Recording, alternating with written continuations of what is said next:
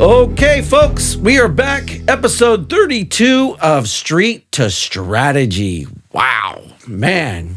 So that's officially 8 months that I've been doing this show. I can't believe the amount of positive feedback that I get on this show. It is awesome. It is something that I am truly humbled by, and I'm very thankful that people like the show. I know I've kind of dedicated, I've did some dedications on 2 law enforcement officers that have lost their lives recently. One was from illness and the other one was obviously a violent crime. But I referred to them as sheepdogs. And I've had some people reach out to me who didn't really know what sheepdog means. And I explained it to them, but they said it might be a good idea that I explain this. So I'm going to tell you what a sheepdog is. It actually comes from a retired Lieutenant Colonel, Dave Grossman. He wrote this book. It was called On Combat. And what he did was this.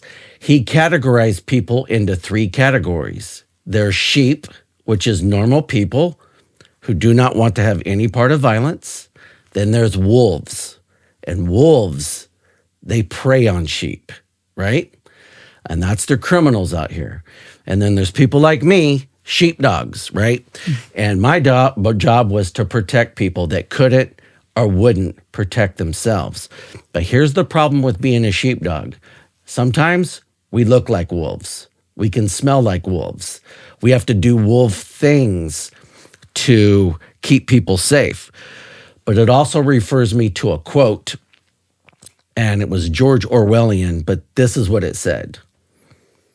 People can sleep comfortably in their beds tonight because there's rough men willing to do violence on their behalf. That was me. That is a sheepdog. So that's a police officer. That's a correctional officer. That's a soldier, right? Freedom is not free, folks. And crime is real. And there's people out here having to go toe-to-toe with dangerous suspects. And so we refer to each other as sheepdogs, right? And that is something that is very noble. And well, today, folks, I have a new guest. Let me give her an introduction. Some stories are difficult to hear. This is one of them. But is also a story that demands to be told. Today, we step into a case that exposes the devastating consequences of silence, delay, and the systemic failure and the relentless pursuit of justice that followed. In Central California, a grandmother refused to look away. A seasoned office manager of a law firm with over 2 decades of experience, she became more than a witness to tragedy. She became a protector, an advocate, and ultimately the legal guardian for her grandson. Acting as guardian ad litem, she stepped into a battle no family should ever have to fight. At the center of it all is a child born in September of 2019 whose life would be forever altered despite repeated warnings, documented concerns, and urgent calls for intervention. The system tasked with protecting him failed to act. Reports of severe malnutrition, alarming care practices, and visible decline went unanswered for months. By the time help finally came, it was too late. He was found unresponsive. His small body had endured what no child should ever face. He suffered profound and permanent brain damage due to severe malnutrition. Doctors prepared for the worst. Life support was removed, and yet he survived. What followed was not just grief, it was resolve. A lawsuit was filed against Tulare County and its Child Welfare Services, alleging a failure to investigate, a failure to respond, and ultimately a failure to protect. While the county has defended its actions, citing the challenges of the COVID-19 pandemic, the outcome speaks volumes. A $32 million settlement and a case that continues to raise critical questions about accountability and duty. But this conversation goes beyond a single case. It is about a grandmother who refused to be ignored. It is about a legal fight for a child who cannot speak for himself. And it is about a system that must answer when it fails the very people it was designed to protect. Today, we hear from someone on the front lines of that fight, not just for justice in one case, but for every family still searching for it. Her journey has brought her to my table. This is Patty Sanchez. Welcome to the show. Thank you so much, Jason, for having me. And that was hard to get through. Yeah, it's heartbreaking. It's very heartbreaking. Let's get to it. Before this case, who were you at your core professionally and personally? Well, my baby he was like 19, 18. Yeah. And I decided I was going to travel the world. And I was married. Everything was actually going really well. And when this was an ongoing concern of mine because my son was showing signs of just being very fanatical, and I didn't really know what to do. I would chime in here, chime in there. I would voice my concerns with the family. But, for whatever reason, they would just say, oh, you're just being mom, or you're just being however you are. And it was very, very heartbreaking. Well, here's the problem, especially, a grandmother, you have limited rights and you have limited things you can do in that situation until, we're going to get to it. But it's tough. It's so tough, this is when you realize there's holes in the system. Oh, God. They're just holes. And that's I mean, that's an understatement, but we got a lot. And so I was just basically I've raised my children, and I just thought, this is my time to take a breath and from raising kids, and then grandkids come. So you know how that goes. It's just. Where were you guys from? I forgot to ask that. I'm originally I was born in San Diego, and then my father was in the military, and then he moved us here to Lindsay. Okay. So I was raised in Lindsay. Okay. So everything was going fine. But then when this started happening, that's when things started getting just very weird, because I never really had any interaction with CWS. And I really thought, wholeheartedly that they were there. Just like when you call 911, the police are going to show up. So I thought if I call CWS, CPS, however you guys want to name them, but they're technically CWS, that they were going to show up. Oh, yeah. And it was a struggle. It's a struggle. A lot of people don't realize that it's a struggle with the family, because what kind of mother are you to throw your son underneath the bus? Well, I was going to say. Yes, and I can tell you this. We got so many questions. Yeah. And I'm going to tell you this. This story, for the folks at home, my good friend Gino Garcia and his wife. Gino. And Neba, they connected me with you. Yes. And once I heard this story, I knew I had to have you on the show. How did your years as an office manager for a law firm shape the way you approach this situation? Because the thing about you have a little bit more legal acumen than the average person. And you have access to an attorney immediately. A lot of people don't have that. So I'm sure you looked at it from a different lens because you already had that legal background. Yes, most definitely. One thing, my boss, he was very adamant, even from the beginning when I started working with him. He'd always tell me, look, if you're going, just say the truth. Yeah. Just say the truth, speak the truth and document. So, he, trial and error at work, and he's like, well, who did you talk to? Or who did you, what time was this and what happened? So I had to sort of bring myself up to speed, and it became sort of second nature. So then when I started communicating with CWS and calling, I started writing everything down. Which is, and I think that's where most people fail. Oh, that is because yes, here's the thing. Me and you, I'm an investigator, right? You working in that law firm, it almost makes you start thinking like an investigator, because guess what? You know this. If you just come up with some haphazard thing, well, I think it was on Thursday and it might have been 2:00. Hey, it was on Thursday at this date, at this time. This is the person I spoke to. This is what they said. This is what I said. When you document it, it's always going to save you. But I think that's where people fail.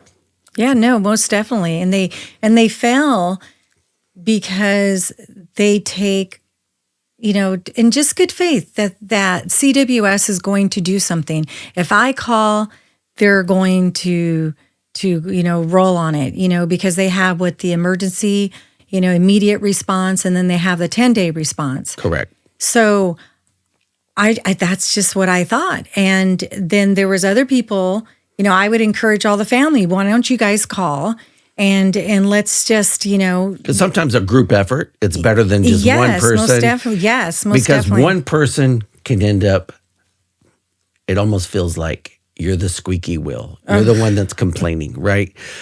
But you're the bad person. Yes. You're the bad person. Yeah. But I always tell people this.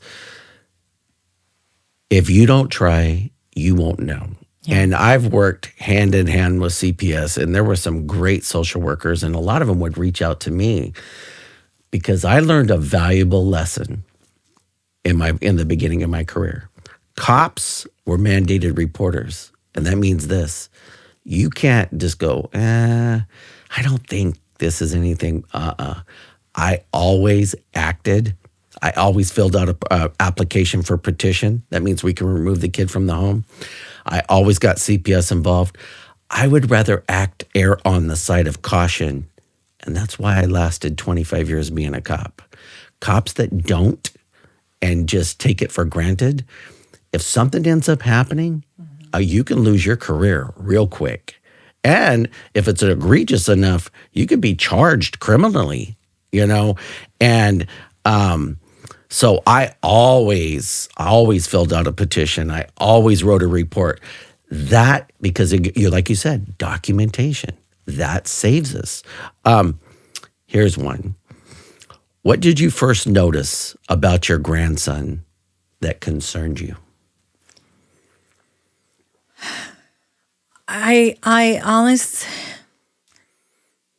Well, first it was my son concerning me. Yeah. But when he was born, I remember, vividly, I was, we were in Pismo Beach, and my son texted us and said, hey, I just delivered Journey. Oh, I delivered him. So he didn't do it in a hospital. He did it at home. Oh man, that's concerning right there. So then I was like, what are you talking about? What do you mean? And mind you, everyone already knew that I was, on to them. And, I was on to my son, and then I was also on to the mother, because the mother, Jacqueline Navarro, she would just, she wanted to do everything she possibly could to be with my son. So when they started getting into this veganism stuff, and you know what, I get it. I do get it to a certain point, but then again, I don't agree with it. The veganism, explain that real fast. What was their thought process when it came to veganism? What were they feeding the child? Just juices. They believed in juices and herbs. And, herbs are herbs, but there's some herbs that are very powerful, and they're not for children. Yeah. Sometimes they're not for adults either. But they just looked at it, and they wanted to do a lotus birth, and which is you give birth, and you keep the child connected to the placenta. Oh, wow. And see, I've never even heard of that. No, it's I never even heard of it either until came out. I was like, what are you doing? But you know what, though? It's sad because I've dealt with some severe cases of neglect with kids, and some of them will never leave me. Never. And if a mother's not taking prenatal stuff, is not taking care of herself, like, we used to have to go out to houses and you would have a mother that's doing methamphetamine and drinking beer or drinking alcohol or shooting heroin with a child inside of her stomach. And it would shock us, right? Mm-hmm. But a part of me, it would piss me off. And, that's when, I've put a lot of mothers in jail because in the final analysis of all of it, if we are not acting on the best interests of children, this is, well, in your case is going to highlight that, but I just hate to hear this. No, it's really, really sad. See, my son wholeheartedly believed in all this. He believed. Where did it come from, that guy in Florida? Oh, Robert Morse. Yeah, and kind of explain him real fast. Okay, so he's like, I guess, like a guru with veganism, people that follow this way of eating. And he has like herbal companies all over the place. And he believes that you have all these parasites and toxins in your body, and you have to detox, which I understands his concept to a certain degree, but it's very fanatical. So when Journey was born, this doctor had direct involvement. He would tell my son, okay, don't have her breastfeed because she has a fake breast and it's going to poison the child. And so for a whole week, they had him connected to that placenta. And I got to believe that that's not. He looked, in a week, he was practically skin and bones. And when I saw him a week later, and I just remember, I just vaguely, vividly, honestly, I looked out the window and I saw my son walking with, pushing a stroller. And I saw this, like, I honestly thought it was a dog. And then I saw a tail. And then before I knew it, I walked up and I met him at the door, and it was Journey. Wow. And he was naked and he had a long umbilical cord. And I said, I didn't want to panic because I didn't want him to grab him and take him away. So I said, oh, mijo, like, come here, like, let me have him. Oh. And then I grabbed him and I took him to the bathroom right away and I wrapped him up in a towel. And I remember I thought, well, I better weigh him. Because I just know that they're going to want to know. That's all that, well, how much did you weigh at birth? Yeah. So I weighed him. So he was 7 pounds. So then I knew that, okay, well, he was born probably a little bit heavier than what he is right now. Did she carry him full term? Who knows? Because, I know that she did go to some doctors, but, with her, she didn't follow that vegan stuff. She just followed whatever, Johnny wanted, and she just wanted to be with him. And when she gave birth, it was, he was born. They did call the paramedics, and the paramedics showed up, but they refused to take him to the doctor. So then at that point, I started getting worried, very worried. I was going to say, at what point did your concern turn to alarm? And immediately when he told me that when he said, oh, I just delivered Journey, that was, I just kept saying, no.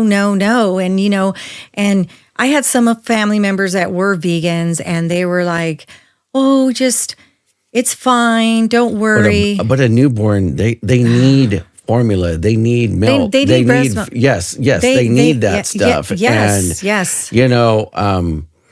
It's so sad that your son was manipulated so bad But the unfortunate part about this is your grandson's the one that paid the price. Most definitely. Yeah. Was there a moment where you realized this is going to become a fight? Yes. I was already fighting with the family. Yeah. Because I was I'm sure there was a lot of people like, hey, Patty, chill out. It's not your business. Mom, Yeah, what are you doing? Yeah. That kind of stuff. I can see that. Yeah. So, yes, when I knew that there was going to be a fight was when he fell victim. I remember it was a Saturday, and I remember my other son, Anthony, calling me and telling me, Johnny's calling, he's crying, I don't know what's going on. And Mom, please call the hospital. And so I called the hospital, and Johnny gave me permission to speak with the nurse. And at that point, she started saying that his, glucose level was like below 10. And what's a normal level? Oh God, I think it's like, don't quote me. I think it's around 40 or something. Okay.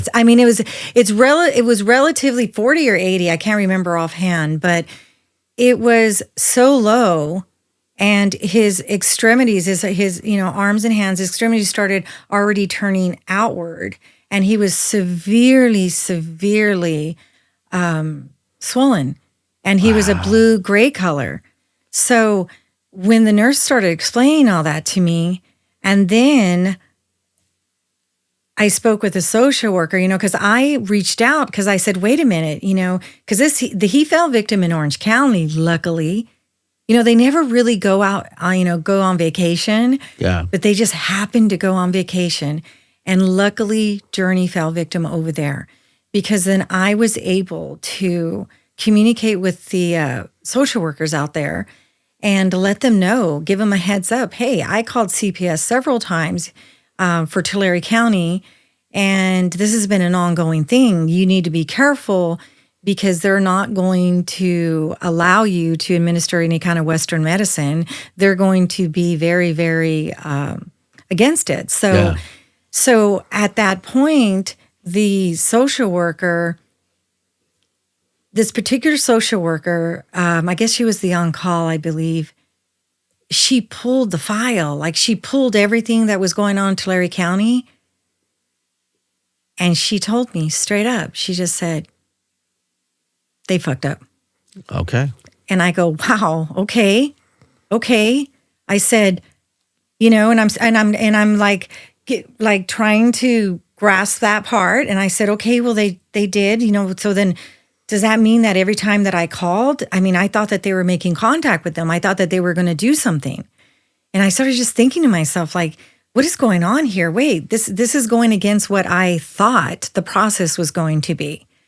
And then at that point, I noticed the tension between Orange County and Tulare County. I was going to say, because I'll bet you Orange County was a lot more aggressive. Yes. They were very, they ended up taking their medical rights away, and, because they refused to just, allow the doctors to save them. Think about this, though. Even for a child to end up in an ER, yeah, right?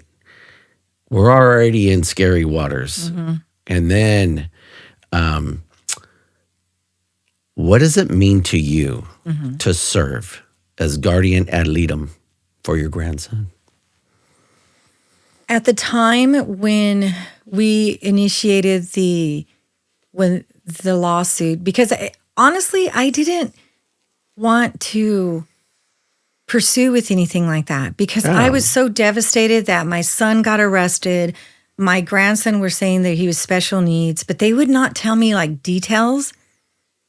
And I just remember a good friend of mine, Andrew Earl, he's an attorney out of Clovis Law Firm. I just remember him calling me and saying, Patty, are you okay? And I'm like, I guess, I don't know. And he goes, look, Patty, if this is what they're telling you, I think we need to look into this as far as, filing a lawsuit. And I'm like, can we even sue CWS? Like, I said, I don't know. He goes, let me look into this, because if Journey's the condition that he's in, he's going to need a lot of money. Oh, yeah. And you're not going to be able to provide that for him. Yeah. Not the money that he's going to need. And I just remember I said, you know what, go ahead. And, he just like sort of took it from there, but. God bless him. Yeah, exactly. Because he's been a blessing. I mean, he's a very, very good friend, and he's a very good attorney. I've worked for attorneys for a lot of years. There's only a handful where I would say, you know what, this guy's a good guy, And so at that point, when we found the law firm that was going to take it, then that's when they said, okay, well, you're going to be guardian ad litem. Okay. And then I was like, okay, I guess, okay, that's fine, because I just got back from Iceland. I was going to go off on another trip, and then I just like put everything on hold. Well, and for the folks at home, guardian ad litem, that means you can make all the legal decisions. To a certain point. Yeah. To a certain point. At least the medical stuff, yes. Well, to a certain point, because I'm going to be honest with you. I mean, Tulare County did not play by the rules. Okay, they did not play by the rules. And I hate to hear that. Yeah, but they did not, because they knew that something was up and something was brewing, and that's when they started to scramble. And what happened after that, it was so mind-blowing to me. It was just like right out of the movies. I was going to tell you this. I mean, as I'm writing these questions, I got emotional, but I got angry. Yeah. I just did. I spent 8 years of my career working in schools, so I've protected a ton of kids. How did your family dynamic shift as this situation unfolded?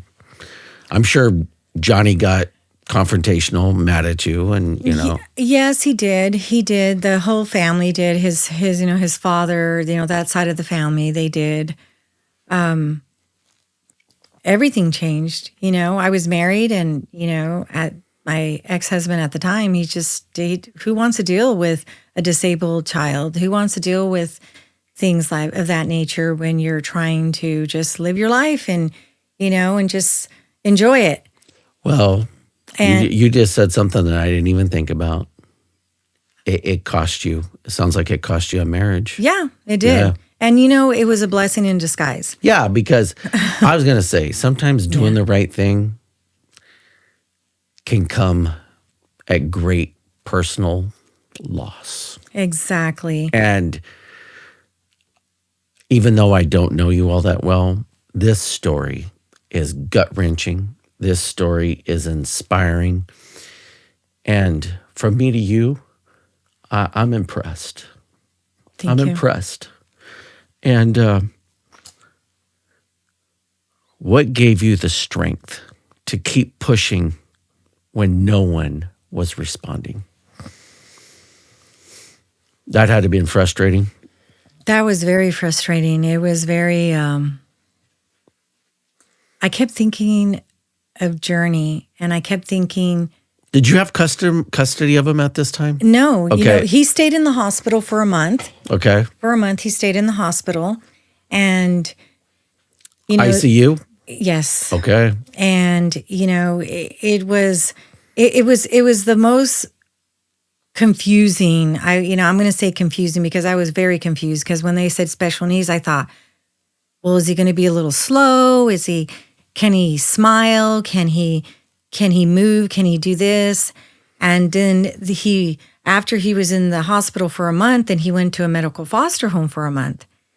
And I just remember at that Why couldn't they just give him to you? Because of the severity of his condition. Oh, he's going to need full-time care and all this. Yes. And then they were looking to see who they could place him with. And, and I had some family members, everyone said, oh, I'm applying for him, and I was like, sort of like the advocate, and I was going and knocking on, everybody's, from, the biological mom's side of the family to my son's side of the family. I just said, hey, let's all put in for him, because I don't want him to go into a foster home and get lost in the system. Like I just couldn't live with that. Yeah. I don't blame you. Yeah, and then I was denied in the beginning. Wow. I was denied, and then I just sat there. And Did they give you a reason why you were denied?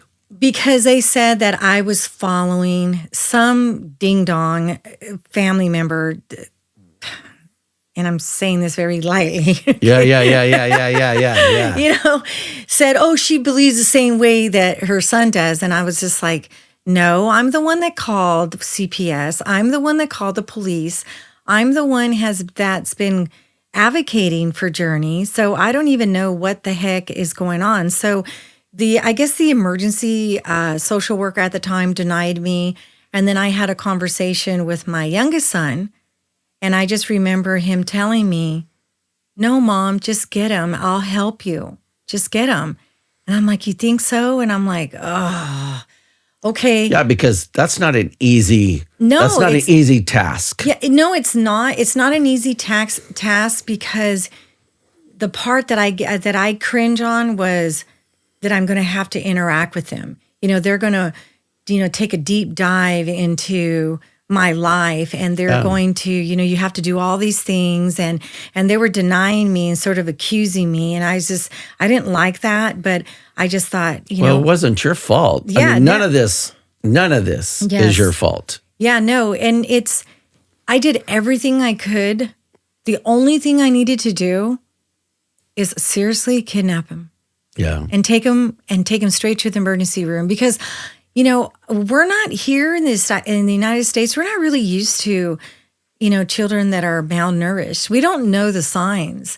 And yeah, I saw him when he was a week, and I did call CPS, and they did actually go out there when Journey was a little bit over a week, and we had like this meeting. My whole thing is this: he should have been removed from the home right then and there. Yeah, and he should have, but no. The social workers. I remember there was the nurse. There was Maria Alcaraz, one of the social workers, and then the nurse. I believe her name was Yvonne. And then there was someone else that was there. Did they have law enforcement with them? No, they they didn't. So then. They had this meeting, and I got, my son told me about it, my son Johnny, and I said, well, I've had it up to here with you guys. I go, you guys are just going to lie. You guys are just going to just hide this. So I showed up at Jackie's house, and I just walked in there, and I was just like, look, I want you guys to look at my son's post. He's not okay. He's very fanatical. I go, and then I'm worried about her because, she doesn't follow the vegan. She like hides going to, fast food places and doing stuff like that, and then lying to Johnny. And then the dynamics is really twisted. Yeah. And I said, and I think that she's going to do whatever she can to be with him. And I just feel that this is alarming. You guys need to do something. And they said, oh no, we're going to, they promised me they're going to stay on top of it. They promised me that they were going to follow this, and they did follow it. They made her give him formula, and as soon as they gave him Journey formula, he looked like a vibrant baby boy. And then all of a sudden, I would say within like the 3 months, and it was really crazy because then that's when Jackie and Johnny were arguing because Johnny was pissed off because she was giving him formula. Wow. And I was just like, what are you doing? It sounds to me, we're a fanaticism, but it also sounds to me like mental health issues. Oh, yes, most definitely. Yeah. And that's what really jumps out to me. It's like the average person would know. Give this kid formula, or breastfeed him. Yes, give him food, nourishment, so he can grow properly. When you first reviewed the facts, what stood out to you the most? Because there's always going to be something where you're like, this right here is not right. Somebody dropped the ball. What stood out to you? I would say it was that social worker when she kept telling me, and she said exactly, quote unquote, they fucked up. They fucked up. They dropped the ball. They dropped the ball. And I said, well, what do you tell me details? And of course, she didn't want to tell me any kind of details. I would have loved to have heard the conversations between Orange County and Tulare County. Oh, yes. And I believe that was heated. And, and it got so, again, I'm still not familiarizing myself with what's going on. I'm still sort of in the dark and just picking up bits and pieces of, the things that she said. And I said, well, how did they mess up? What are you talking about? How is this, it was just, like I said, it was confusing. It was extremely confusing. So at that point, I just put in for him and I started pulling up everything, all his post, Johnny's post. And I started saying, look, I do not want Journey to be lost in the system. Please place him with a family member and we all could work together and raise him. Clearly, Journey was at risk anytime he was back with Johnny. Yes. And then that's when Orange County, because, obviously Johnny and Jackie were from Tulare County. Orange County did not release the case. When they didn't release the case, that was another flag that went up for me because they were scared that Tulare County was going to reunify the parents. Oh, yeah. And then that's when I thought, oh my gosh, and that's when Drew, he found, it was the law firm that he was from, and it was his partner, George. And unfortunately, George, it was just the turn of events were just so interesting, I would say. Coincidental, maybe, I don't know. But it was maybe God sent, to a certain point. Poor George got COVID and ended up passing away. Oh, wow. So then I was like, okay, so what do we do now? Bless his heart. Now another attorney has to step in. Yes. So then Drew spoke with Steve Cornwell and from Fresno, the law firm, and they took the case. But then all of a sudden, Tulare County gets Dana Fox. He's this big time attorney that defends Walmart and the Dodgers, and all that, when there's catastrophic, things that have occurred. So when that happened. So Tulare County hired. Oh, yeah. They hired their own Top Gun. Top Gun. And he was so Top Gun that, Steve called me and he was like, we're going to have to give this out to someone else. This is beyond our scope. Yeah. So I was like, okay, that's fine. And then just so happens they were discussing the case and Wyatt Vasperman was dropping off some, business cards because he works for a law firm, Panis. Hold on just a second. I know I was going to met Panis, she, and Rapudi. Okay. Okay. Sorry, guys. Where are they at? Where are they out of? They're out of Santa Monica. Okay. So, I apologize that I butchered the name, but regardless. Yeah. So, but Wyatt, came in and Wyatt they said, hey, you know what? Let's talk to Wyatt, and they called him in, and they told Wyatt the case, and that's when he took it, when the law firm took it, and again, I was so slow wrapping my head around. This is a lot to take on. Yeah, it really is. Yeah, with Journey. I was like, I could do this, but I don't know what the hell I'm doing, but I'm going to do this. Yeah. And they wanted me to take all these classes and get all this training. And I was like, okay, I'll do this, I'll do that, I'll do whatever I can.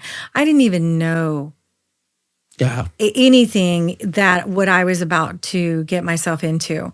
Well, I was going to ask you this, because here's something about you. Because you have that legal background, from a legal standpoint, how serious were the failures you were seeing?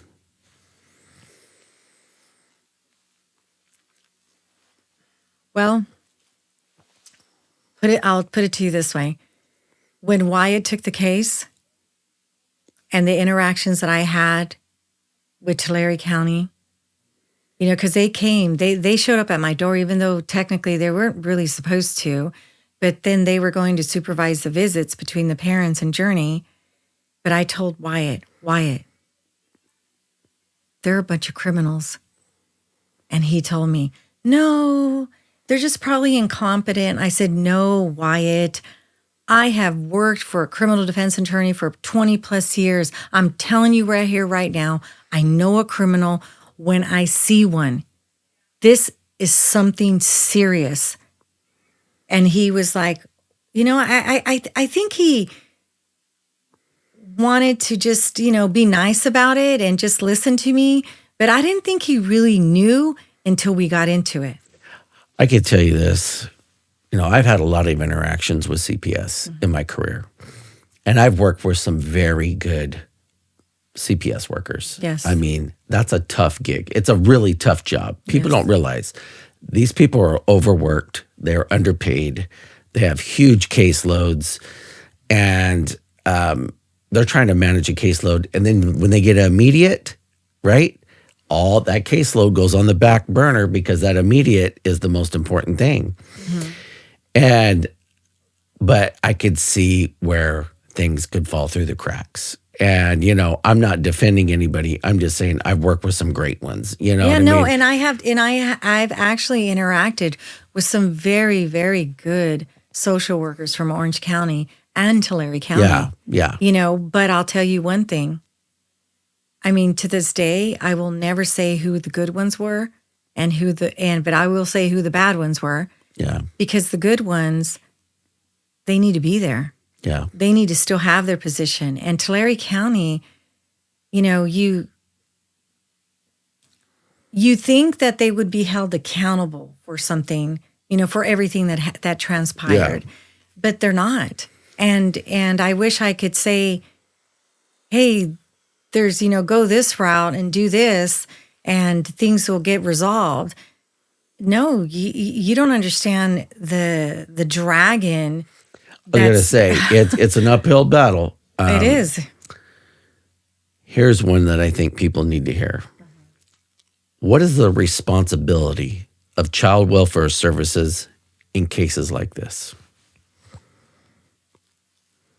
I mean, for the love of God, protect these kids. Yeah. That is their responsibility to do their jobs.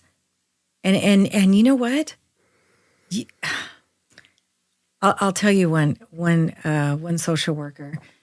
I had just gotten Journey. And the reason I got Journey was because when Orange County investigated who was calling, they said that I was the only one that was calling. And they did get a couple anonymous, but they were like, no, the mom is, the paternal grandmother. She's the one that's advocated and been screaming on top of his roof. So that's where I got custody. That's why I got custody of Journey, But when they found out about the lawsuit, I remember this social worker from Tulare County coming in. Her name was Maria Kemp, I believe. Yeah. She walks in. I kid you not. She walks in like she's law enforcement, with her hands on her belt, her belt type, walking around, looking around like that, just scoping everything out. And I remember it was me and my son, Andy, and I had Journey. And I thought, oh, come in. Yeah. Because I didn't want to be, rebellious towards them. I was going to say, you don't want to be adversarial. You're like, hey, a lot of times they got a job to do. Let them in. Let them do what they got to do. Yeah. And she sat down and the first thing, I told her, look, this is Journey. And Journey was like a stiff baby, because he's a quadriplegic. So he was just stiff and he was little. And she looked at me and she goes, are you ready for the parents to be reunified with Journey? And I just remember I looked at her and I said, what are you talking about?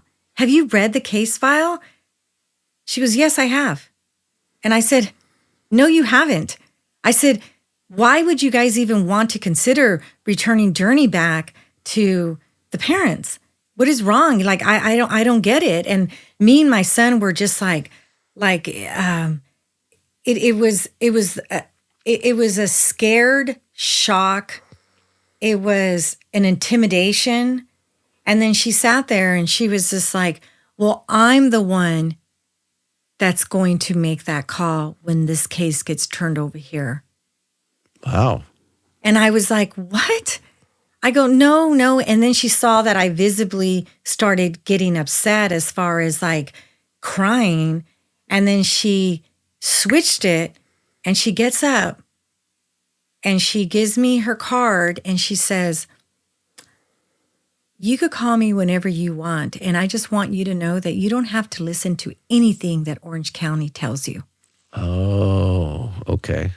So then I was like, what the holy crap is going on? Well, it sounds like Orange County was doing it the right way. Yes. And so then she took off. And then I just remember I called the social worker and I was like, hey, I just got a visit from this gal. And what the hell is she talking about? What are you talking about that Journey's going to go back with them? They're going to end up killing him. They're going to end up doing something. This is crazy. I am not going to let this happen. And I just started, go, oh my God, oh my God, this and oh my God, that. And I remember she says, Patty, we're keeping the case. Okay, what does that mean? And she goes, but you know what though? It's a weird situation because now really you got two counties that are almost fighting, right? And the problem with Orange County is it's hundreds of miles away. You know what I mean? And so now you got a county that's here and you got a county down south and they're not seeing eye to eye on this. Here's something that I was looking up. Mm-hmm. And I want you're an expert at this, but I want you to highlight this. How rare or how common are cases like this? Oh my gosh. Well, if you Google the Berkeley University, there's a data where they keep track of all the emergency response and all the 10-day response for the whole state of California. And you could see the percentage rate. At that time, we were sitting at 13% quarterly. 13% of what? Of responses that they actually rolled on it. Wow, that's a low number. Well, yeah, it's a low number. So there was I believe there was 667 calls that went unanswered. Wow. All right. Now, to say that sounds to me unacceptable. It's very unacceptable. And it's very, I took a deep dive, me and the attorney, Wyatt, very caring attorney. And he started picking up. He started figuring out, wait a minute. Patty's right. These guys are not playing by the rules. These guys, and then you think, they gave you this package and it has, if you have any concerns or any problems with any social worker, there's an ombudsman, that you could call and he could fix everything. Or there's an advocate, a family advocate that you could call. Well, here I am calling the ombudsman, and his name was, what the heck was his name? His name was Pete. Pete Martinez, I believe. So if you had a problem with a social worker, you could call him and then he would try to step in and fix it. Yes. That's what it sounds like. Yeah. And I thought that it was, just, this is my resource in order to get to the bottom of why they are acting the way that they are acting. And then I spoke with Jennifer Lang, and everything I would tell them, man, all they were doing was going back and telling county council. County council is a group of attorneys, and they oversee all the legalities. Well, yeah, county council they are looking after Tulare County. Yes, and I'll tell you one thing: they will do it at all cost. They don't care about kids. They don't care about things. They might, do good here and there, but they don't. Got it. They don't. I'm sorry, they don't. Because I've interacted with Carol Helding, and I give her props. She's a good attorney, and she really, really, really knows how to undermine and tweak the system and not care at all about really anything other than protecting Tulare County.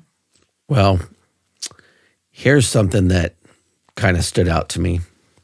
What responsibility does the media have in cases involving vulnerable children?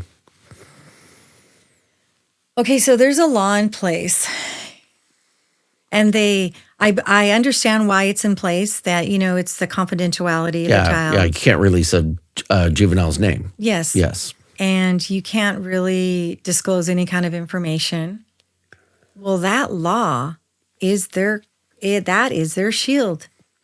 Because guess what? What do? They, you hear about, you hear about these cases where the child gets hurt or it's like a vague, but you don't see it in the media. You don't see it on the news. You don't see really too much because of that law. They will not release any kind of information. Well, even for law enforcement, when we arrest a juvenile, we cannot release a juvenile's name. Okay. Yeah, and I get that. Yeah. I totally get that. Here's and I mean, just to jump off topic for real fast, but did you know that if we arrest a juvenile, we cannot ask them one question? Yes. That is horrible. And there are crimes that do not get properly prosecuted because of that stupid law. Yeah. I'm going to tell you this. We've had juveniles with guns and knives and people seriously injured. Yes. And here we are trying to investigate cases where we can't ask the suspect one question. Yeah, you can't. That is... It is. Is this disheartening? I mean, it really, really is, and I just wish that they would change that, but then it's their shield. Yeah. Because then all these babies, they have like a whole list of dead babies. There was one particular one that we found out about, and how I found out about it was because the foster parents called. Because I have a private Facebook page. It's called Journey's Helping Hand. And I deliberately put it private. And Journey's Helping Hand, that is to highlight cases? Is that yes, what? Okay. To highlight, to help, to be a resource, because if, and I have people reaching out to me because there's a lot of people out there that are having difficulty with CWS, that are having difficulties with other facilities, county facilities, hospitals, and they don't know what to do. They're scared. I was going to say, that's what separates you from a lot of people, because you had access to attorneys. You had access to stuff like that. That makes you, and this is a word that people don't like to hear, but it makes you powerful. Because guess what? They're not going to throw you legal jargon or mumbo jumbo and it's going to go over your head. You're going to either A, you're going to research it on your own, or B, you're going to have an attorney explain it to you. Yeah. Or you have that where a lot of people don't. They don't. And it's sad. It's really, really sad that they don't, I agree. Here's something. How do you balance sensitivity with the truth when telling stories like this? Because I could tell you this story, I was emotional. Gino called me yesterday and we were talking about it. I got emotional. There's a lot of things about this case that are very sensitive, but I always say this, when the truth is handled carelessly, people pay the price. Yeah. How do you do that? By telling these stories, but also trying to be true to the truth, because it's hard. You're dealing with sensitivity, and you're trying to handle that, but you're trying to do the truth too. So it's kind of a double-edged sword. It is, but I just speak the truth. Like, Yeah. I don't care. I don't care if someone's feeling gets hurt. I don't care if they, what position they have. I really don't, because they didn't care about Journey. They didn't care about all these kids, these 667 kids. These are referrals that went through. You don't know whether there's one child, two child, or what is going on. They didn't care about any of this. Yeah. And you know what? And don't give me that bull that that Tulare County is struggling financially, because that's just a bunch of crap.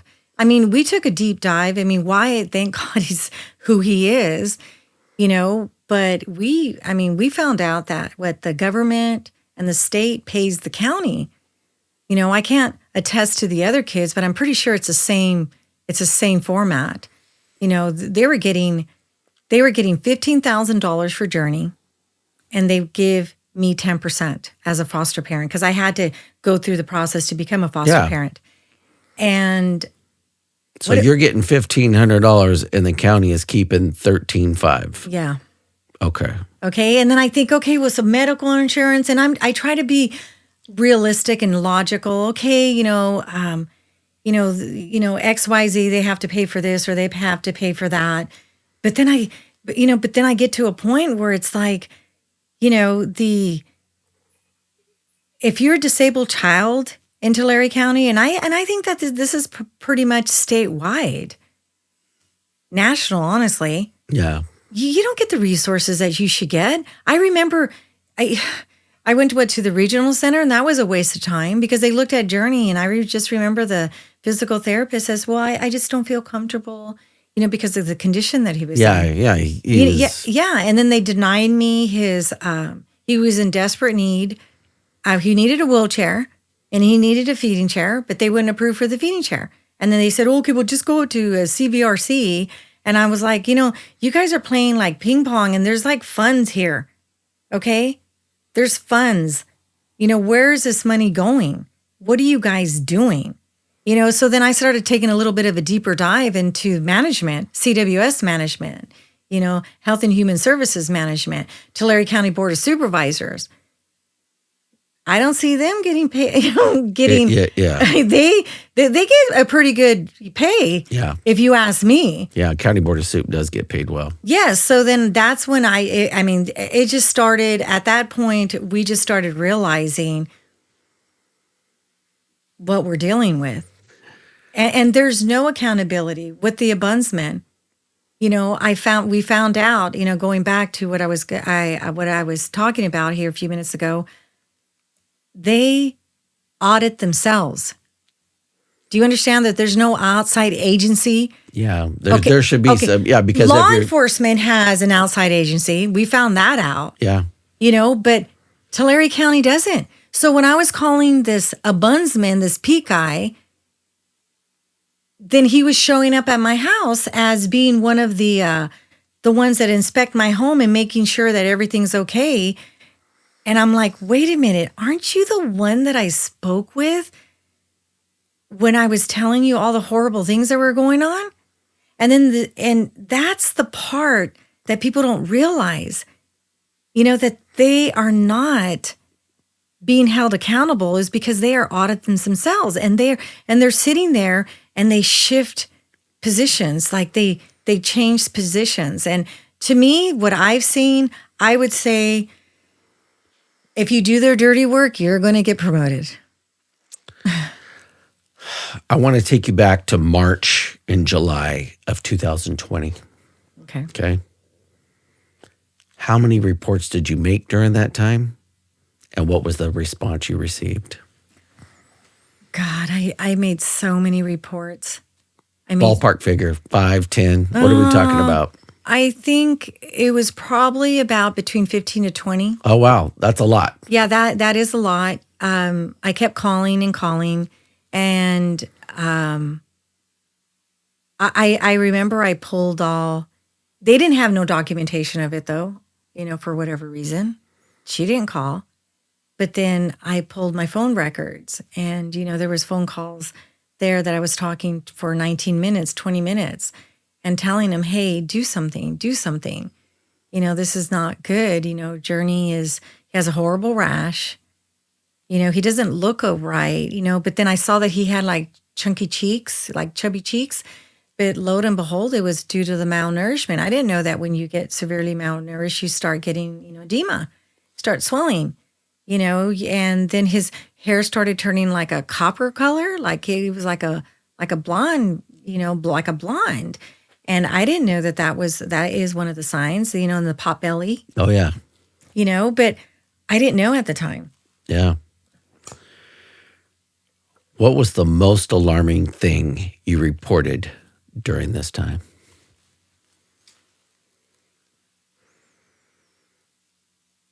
Not feeding him the milk and ice bath. And then they put him in a sauna setting. They put him in an ice bath? Yes. A baby? Yes. Oh, my gosh.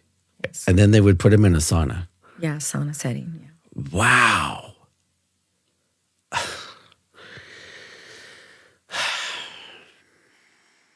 And it was That's a gut wrenching to hear. it is it really really is, and and then they would fast him. I mean there's so many. I mean, they would fast him, they would give him herbs. It was something that, of course my son totally just was, oh, you're never going to see him, you never saw him, you never, blah blah blah. And I'm like, I did see him, and what I saw was alarming. And I just remember, I think any average person would have Yeah. been shocked. Like, if I could tell you this, me being a cop, if I would have walked up and saw that, I would have immediately filled out a petition. I would have removed him from that home. No ifs, no ands, no buts. And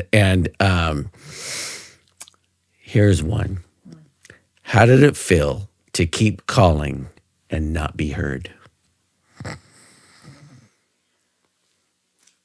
honestly, when I called after the first meeting that they had with CWS, after that, I really thought that they were not going to drop the ball, because he was already established as, that there was some,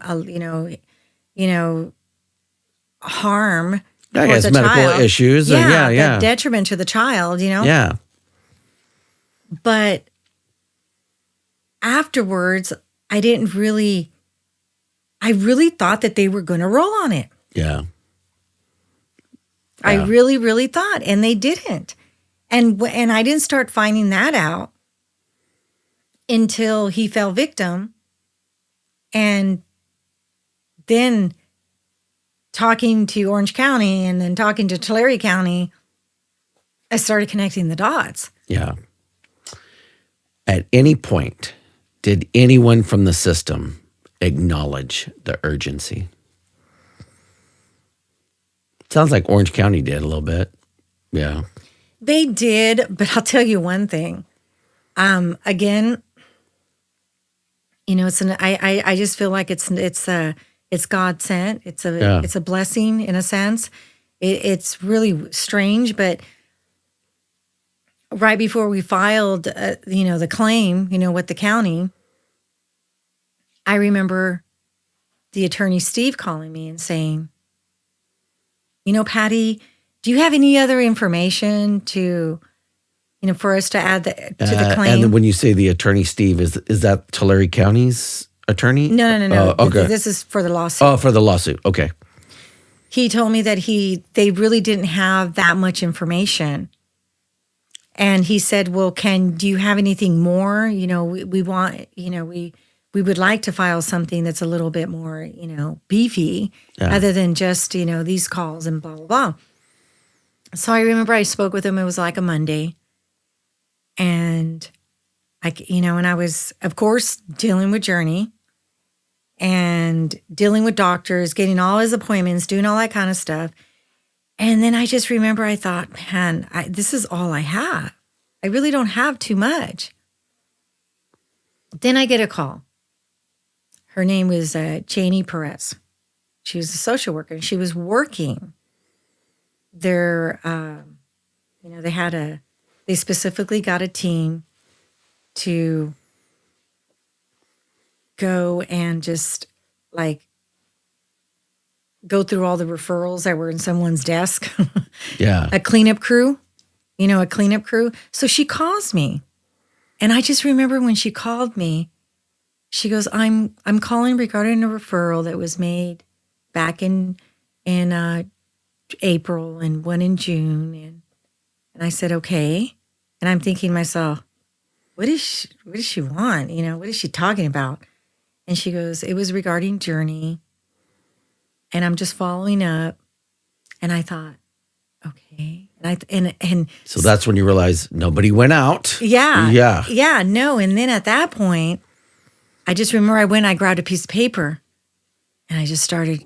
And then I played dumb.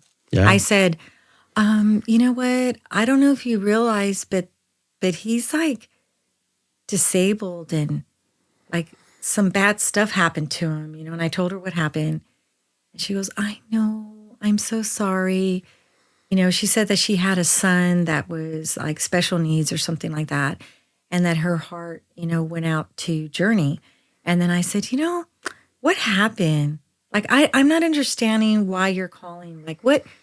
Like, I called, but why are you calling? And she goes, well, they got a group together to investigate all these referrals. And then I said, oh, okay. And I said, but so who had the referral? And you know what? By the grace of God, even though she got a little weird at the very end and she quit and went somewhere else, she literally sat there and told me all the key players of whose desks the referral went out to. Wow. And she just said, and then she told me about the system, how their system is grandfathered. It's like from 1992. So if you call in and say, hey, there's a guy by the name of John, and then I call in and say, hey, there's a guy by the name of Johnny, or the addresses, nothing connects. Yeah, that should not happen. Yes. And so there was no system in place for it to connect. Because the paper trail is that's the documentation. Exactly. You know what I mean? So she gave me all this information, all these key players, how long it sat on this person's desk, how long it sat on that person's desk, and who wrote it off. Because social workers have the referrals that they have to roll out to, but managers, supervisors have to sign off on it. I was going to say, because I know of this, and I've dealt with CPS enough, an immediate, that's when everybody drops what they're doing and they roll. Yeah. Right. I think all these sound like an immediate to me. And the fact that something didn't happen, when you contacted law enforcement, did anything change?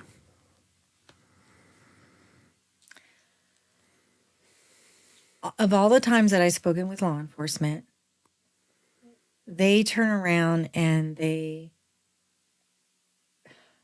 because it's not an immediate, in a sense. They did roll off on the hot yoga thing, but no one was there.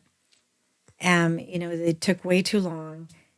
And I have noticed that law enforcement fills out whatever they need to fill out and gives it to the social workers. And the social workers, there are times they didn't even show up. And after 5 o'clock, forget it. Well, I was going to say this. If we fill out an application for petition and we hand it to a social worker, they have to do something. They have to, but you know what? There's sometimes they don't. And that's right there is a failure of the system, because Yes. here in Visalia, I didn't ask people to do stuff. I told people what to do. Yes. Because I used to tell people, have no fear of who swings the biggest bat in this room. It's me. Yeah. Because I'm wearing yes. a badge and a gun. And I'm like, we are going to do something. There were some social workers in here in town, and they thought like me. The minute I handed them that petition, they were like, because you filled it out, Jay, let's go. And it almost, because sometimes, when we're removing children, it can become adversarial. I mean, I've had to put parents in jail during this because people wig out Yeah, when they do. when we're removing kids, right? Yeah. But we have to always act in the best interest of the child. And when you do that, sometimes you're going to step on toes. And looking back, which moment stands out as the biggest missed opportunity to save Journey?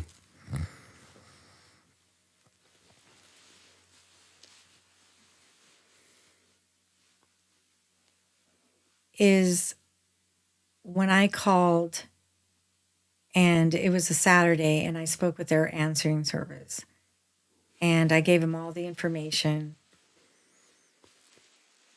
and they didn't go. They didn't go, and then and a month later, he fell victim, Horrible. and it's like a sad. Why didn't they go? I spoke with him for almost 20 minutes, 19 minutes, as a matter of fact. Gave him full detail, told him about everything, and how they had, I was like sort of doing their job for them. Like, hey, this is the history. You guys, this person went out there, blah, blah, blah. And they did not do anything. If they would have went out there, they would have saw the condition that he was in. And even it's not, I mean, even though this episode is about CWS and everything, my story, but you have to understand that, I dealt with the Family Health Care Network as well. And there was a doctor there, I guess Jackie she knew that there was something wrong with Journey. She knew, right? The last month or two, she knew something was going on. So she took him, and they told her, go to the emergency room. Something has to change. Like, this is severe. But they took it upon themselves not to follow through. And, and to this day, I always think, did you not call CPS? I was going to say, because if they had called right then and there, and social worker showed up with law enforcement, he could have been removed then and there. And they, you know what, the disregard of children is really, really out there. And I just can't get over that. Yeah. And it's just the saddest thing. People care more about their pets. If you got a dog missing, everybody's, I saw him over here on this corner. I saw him, did you get your fur baby, and blah, blah, blah. And that's great that they're like that. But when it comes to kids, I was going to say, people got to take precedence over animals. Exactly. They really, really do. How many reports were made before action was taken? More than 20? Yeah. And then no action was taken. Wow. And then the action was taken finally when Journey had already fell victim. And that's when Jeannie Perez called me. And she, bless her heart for doing what she did. Sounds to me like she had a heart. Yeah, she did. At the time, she had a heart. I don't know what happened after that, but I know she got upset because, we had to name her like in the lawsuit, and she, they don't like that publicity type of things. None of those social workers. Nobody wants their name in a lawsuit. Yeah, that's just it. But this subject is too important. It just is. If we're acting on the benefit and the best interest of a child, you got to get over it, because if things happened, I think you did the right thing, and I think you're continuing to do the right thing. And so anybody that would be upset, I can understand that. But man, this case, and I didn't know anything about it until I met you, but me just doing the research, and man, it's gut wrenching. Honestly, Patty, it is. And the part that really bothers me is the corruption with Tulare County, and how I desperately tried to get the Tulare County Board of Supervisors to conduct an investigation, because if you go and you do the research of what their duties are, they can order an investigation. Oh yeah. Well, that's the top dogs of the county. Yes, Yeah, and you know yeah. what? And I spoke with Larry McCarty a few times. Yeah, and he was a former captain with TCSO, so he's Yes. got that law enforcement background. But I'll tell you one thing. It was like a brick wall. It was right when someone was about to get in trouble or they knew who did what they did, falsifying documents, forging signatures, it just went silent.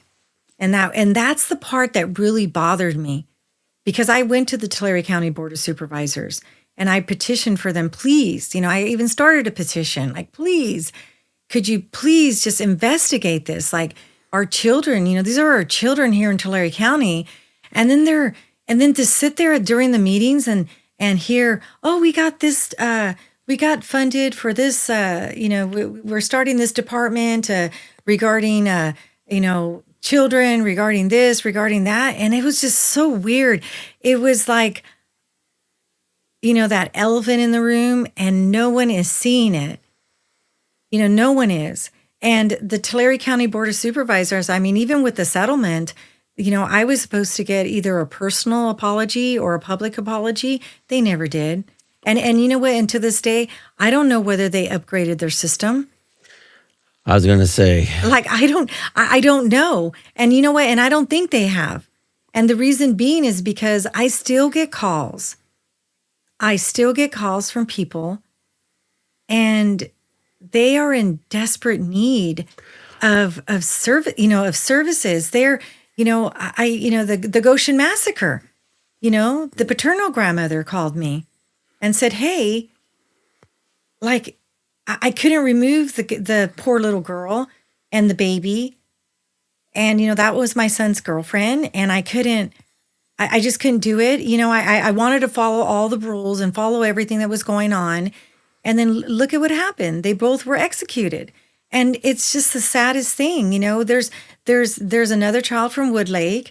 They didn't like what they saw. So they took the child away and they put him in a home, and he was a medically fragile child, and he died. And they did not even, it's just so heartbreaking. They did not even have the decency and the respect to call the parents and let them know that the child died. Wow. And it is just awful.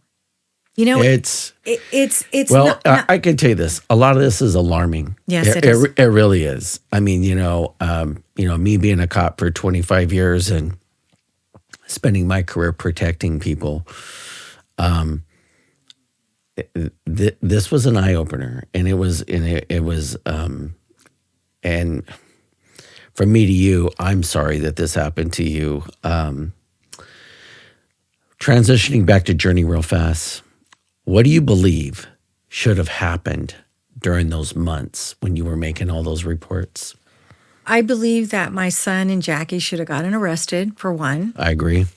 And I believe that Journey should have been taken, out of their custody and placed with the family member. And then for them to, lay the law down. Yeah, lay the law down on them. Yeah, they should have been held accountable from I think, from the very beginning. Yes, the very, very beginning. I think if they had been held accountable, I think if Journey had been removed from that home, placed in foster care, properly fed, rehabilitated, obviously he was going to have his medical issues, but at least get him back where he's healthy, exactly. And being fed. Where he could walk, he could talk, he could move, he could do those things, because it's horrible. Like, my whole life is consumed with Journey, and I wouldn't have it any other way. I don't care that don't have, a partner or whatever you want to call it. Okay. I don't care. Like, I stay, Journey is my guy. Journey's my little man, and I'm with him 24/7, and I wouldn't have it any other way. Well, it's been an honor, and it is an honor to take care of him. he is sinless. Oh, I was going to say, He decided to live. And, and just so you get a little bit more of where God's hand played into this, even though it's so devastating what happened to Journey. Oh, it's so devastating. But that opened a door with his attorney that handled the lawsuit, Wyatt Basserman. That was his first CWS case. wow. And he did a good job. I thought Well, I was going to say, never knew. sounds like he was. You needed your own Top Gun to handle this situation, And he was it. I'm telling you, he was. When they denied us Journey's file. I mean, the corruption is just so overwhelming. Because we requested the file, and then they gave us this file after numerous times requesting it, and it was just basically papers with black boxes. They redacted everything. Oh, yeah. Okay, and then we were like, no, we want the file. We are entitled to the file, not this, pages of black boxes. So then I remember Judge Roper. And Judge Roper, he's another one. He's another one that saw everything that happened. He didn't know the law. He took... did he take in good faith that what county council was doing and just went along with it? But then he was going against the law. It was, I don't know. But Judge Roper did not use good tactics, and he did not do his job. Honestly, he didn't do his job.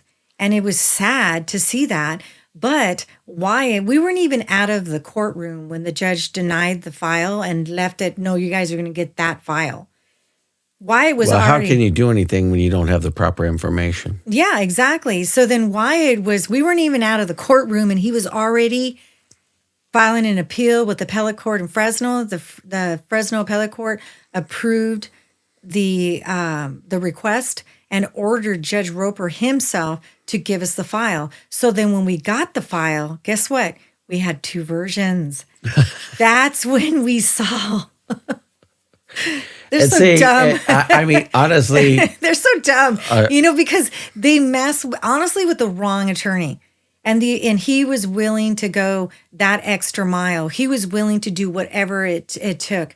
He looked at it like, he would tell me that he would have dreams of protecting kids and being behind a door and just protecting kids. And he was just, you could tell that it was like a calling to him.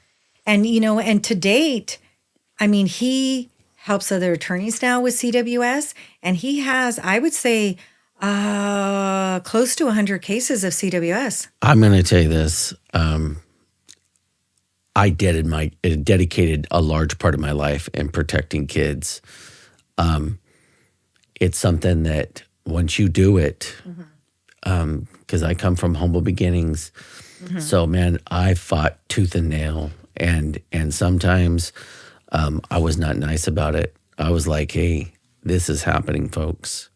And because in the final analysis of all of it, we have to speak for people that don't have their own voice. And I want to take you to a time, and this was a tough question for me to write, and this is kind of at the crux of what we're talking about. Take us to the moment your grandson was found unresponsive. What do we know about that day? Oh. I remember he fell victim on a Saturday, and I remember... Now, when we say he fell victim to what, stroke, the heart attack. Who knows? He was unresponsive. Got it. They were in the hotel room. My other grandson was there. What city is this in? This is in Orange County. Orange County. Costa Mesa. Okay, Costa Mesa. Yes. Yes. So I guess he fell victim Saturday, but I didn't find out till Sunday because my grandson Jaden, his mom Emily, called me and said, hey, I just got a call from a social worker. Something happened to Journey. and I was like, So did Johnny and them call 911? Is that what? no, they didn't. Okay, we didn't find out. We didn't find the details until they conducted their investigation. And, Jaden at the time, I think he was like 14, 15 years old, because he was being subjected to fasting, to a radical, diet by Johnny. And Emily, okay, was calling CWS, like she called a gazillion times saying, hey, something's going on here. Why don't you guys do something? And, she had my grandson Jaden and my grandson Jarek, and they did nothing. They did nothing, nothing. So this was like so preventable in so many levels. And that day, when she called me, then that's when that night I spoke with the nurse. And then when the attorneys finally got into it, then we found out that the detective, as a matter of fact, called me and said, so he didn't wake up in the morning. And then my grandson said that he was crying and crying and crying the night before. And then they were Jackie was wheeling him out into the balcony and putting him in direct sunlight because they thought that was going to cure him. And he didn't see him eat anything other than a fig, and that he was crying and crying and that he sounded weird that night. And that Jackie was covering his mouth because they wanted him to breathe through his nose. And so Johnny got up with my grandson, Jaden, and then Jackie's son, Jaden, and they went down to exercise or to get breakfast. And that's when Jackie found him. And what does she decide to do? She decides to call Johnny. Johnny brushes up. They didn't let the kids in. I guess he tried to revive him. And they waited, I think, equivalents of like 2 hours or more. And then they finally called my son Anthony. And then my son Anthony said, is this even a question? Like, is this like, get in there, go take him. So then they wrapped him up in a blanket and they drove him to the emergency room to Hoag. And when they saw him, I mean, obviously they all the alarms went off. Yeah. Then it starts putting things in play. Yes, but he was a blue-gray color. He was cartoonish. I still to this day cannot see the pictures or read the file. I've only gotten bits and pieces of it because it just messes with you. It just, and then at that point you're just like, what do I do? I don't, did I just give birth to a demon, like an evil person? Is this what he's doing? Like, what's going on here? Like you're just so confused. Clearly, like we talked about, we're talking mental health.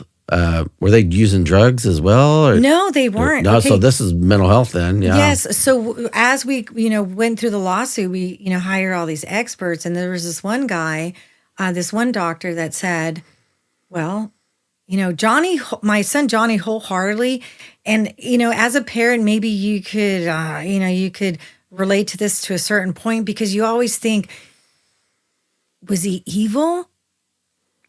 Did he purposely do this to Journey? Like, how can that be? But no, he literally followed this to the T. He malnourished himself. What he did to Journey, he did to himself. His adrenals shut down. My son Anthony found him on the floor, on a puppy pad, skin and bones. And he was skeleton-like for like a week or two. And Jackie was in the kitchen cooking, singing. And this is the condition that Johnny was in. And then my son called the ambulance, yelled at Jackie and told her, call the ambulance. And he was in the hospital. And I just remember during that time, I remembered that expert saying, Your son is slowly, with this diet that he's following, he's slowly killing his brain cells. He is slowly doing what he did to Journey to himself. I give him like a year or two, and sure enough, that's what happened. Wow. When you received the news, what went through your mind? I seriously thought that they had him out on the beach because they didn't believe in sunscreen or anything like that. Yeah.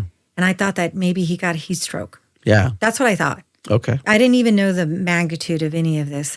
I didn't start finding out until, like I said, as we started going on. And then when I was reconsidered for placement, I went up there to visit Journey, and he was like, what, 11 pounds when he fell victim. And how old was he at this time? Like 10 months, 11 months. Oh, wow. No, that's... No, that's like horrible. 1% that he's grown or something like that. It was horrible. And I remember looking at him, but I didn't know anything dealing with tone, brain damage, cerebral palsy, high risk aspiration. I didn't know anything about that. I didn't know nothing. And I was just so blindly going into it. And when I started finding out, I was just like, oh my God, this is like irreversible. Yeah. Like, he's not ever going to get out of this. Like, he's not going to get better. He's not going to, slowly start talking or anything. And that was very, very, very difficult. What did the doctors say about his condition when you got to the hospital? Well, when he was admitted to Chalk after Hogue, they transferred him to Chalk. They said that he was a vegetable, that he was brain dead, and that they needed to disconnect him from life support. And he just continued to breathe and continue to breathe. So he was just, and you could tell that he was just, his everything was just so tight. He didn't hardly have any hair. He didn't have any teeth. His nail bed looked very soft. It was very horrible, and then Sounds horrible. And he was a screaming baby. He didn't smile. He didn't do anything like that. He didn't start smiling. I got custody of him on the 13th of October. He didn't start smiling until close to New Year's, because I took him in to get a scan done on his brain, and then they gave him a couple of other medications for seizures and for his tone. And then sure enough, his little personality came out, and he is a very, very happy baby. Love it. Love it. Yes. When life support was removed, what were you told to expect? That he was just going to die. Wow. And then I just remember sitting there, and I had his picture up, his Easter picture that they took. And I remember it was like 1:00. It was a Wednesday. And I just remember looking at that picture and just like praying that he transitions well.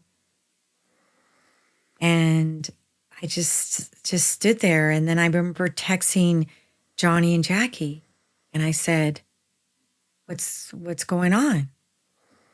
And they're like, he's breathing.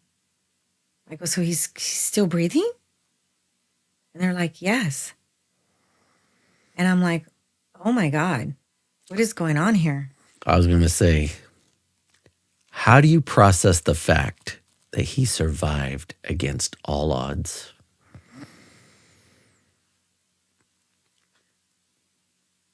Divine intervention? Most definitely. Yeah. Because he had a purpose. He has a purpose. And he broke a record, supposedly. He's the only living baby that's ever gotten this amount of money. All the other kids are dead. Yeah. And I just... That's gut-wrenching to hear. It is good. It really is. It really, really is. And when that happened, I just kept thinking to myself, like I could feel it. I could feel the evil with CWS and the people. I could feel the corruption. I could feel all of that. You know, you as law enforcement, I'm pretty sure you've gone to people's houses where you feel like, hey, these guys Oh are yeah. loose cannon. Oh yeah. Anything could happen. Well, I'm not safe right now. I better be on the alert. I've never really felt that. I never really felt that. And I felt that with them, you know. And then I thought, I guess of all people, you know, I've always been, sort of somewhat criticized sometimes for being outspoken or just speaking the truth on things, you know, and I've been very, sometimes I get very like, wait a minute, you know, aggressive with the situation, but not like violently or anything like that. But I'm like, well, what the frick is going on here, you know? Yeah. And everybody started telling me, well, if anybody could handle this, you're the perfect person for it. And I was like, oh my God, I'm not ready for this. Like, this is not what I had planned, for one. And then all of a sudden I have this beautiful baby boy, and then comes the evil. Then comes them showing up at my house when I had Journey already. And the social worker, Ruby Rhinestern, shows up, and she's telling me, "Oh, you need to sign this paper and that, you know, and this and that paper." And I'm thinking, okay. And I just stopped, and I'm like, "What? I got to see what I'm signing here." Oh yeah. Well, they were going to conduct a medical investigation because Journey, even though he has been on top of all his appointments, the dentist, I had a friend that her husband was a dentist, and I approved it with Orange County. Can he make a house call just to check? And she's all, sure, yeah. As long as the dentist sees him, we're fine. Well, Tulare County found that out, and they tried to conduct an investigation that I wasn't doing what I'm supposed to do. And then they wanted me to sign this paper giving them the rights to, you know, everything. And I was like, I remember calling Journey's attorney, like a Darcy Harbottle. And I remember they're trying to get me to sign something that's saying that I'm basically not doing what I bet you the attorney was like, you don't sign nothing. Yeah, she was like, wait a minute. No, but she was in a position too that was really weird, because she was appointed by the court, but they never gave her the file.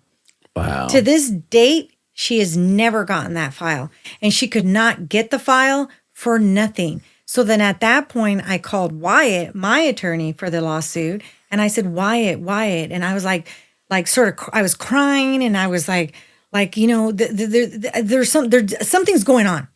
I don't know what's going on, but something's going on. And he calmed me down, and he says, Patty, we're going to go ahead and get you your own attorney for the custody issue. Okay. He goes, I think that we need to just load you up here. And I was like, okay. And he goes, everything's fine. And then I went right away. Dr. Bowers was like out of town, and I just went to Dr. Fermonte, and I just, you know, and he was nice enough to open his doors on a Saturday, and I took Journey in. And you know, and through this, there was a lot of good people I've met and come encounter with, and I admire to the extreme. And he was one of them. I was going to say this. There are people, and you're looking at one of them. I will always try to help kids. It's something that's in me, and it's like, it's in my bones. And here's something that I really wanted to touch on. Uh-huh. What is the extent of Journey's injuries today?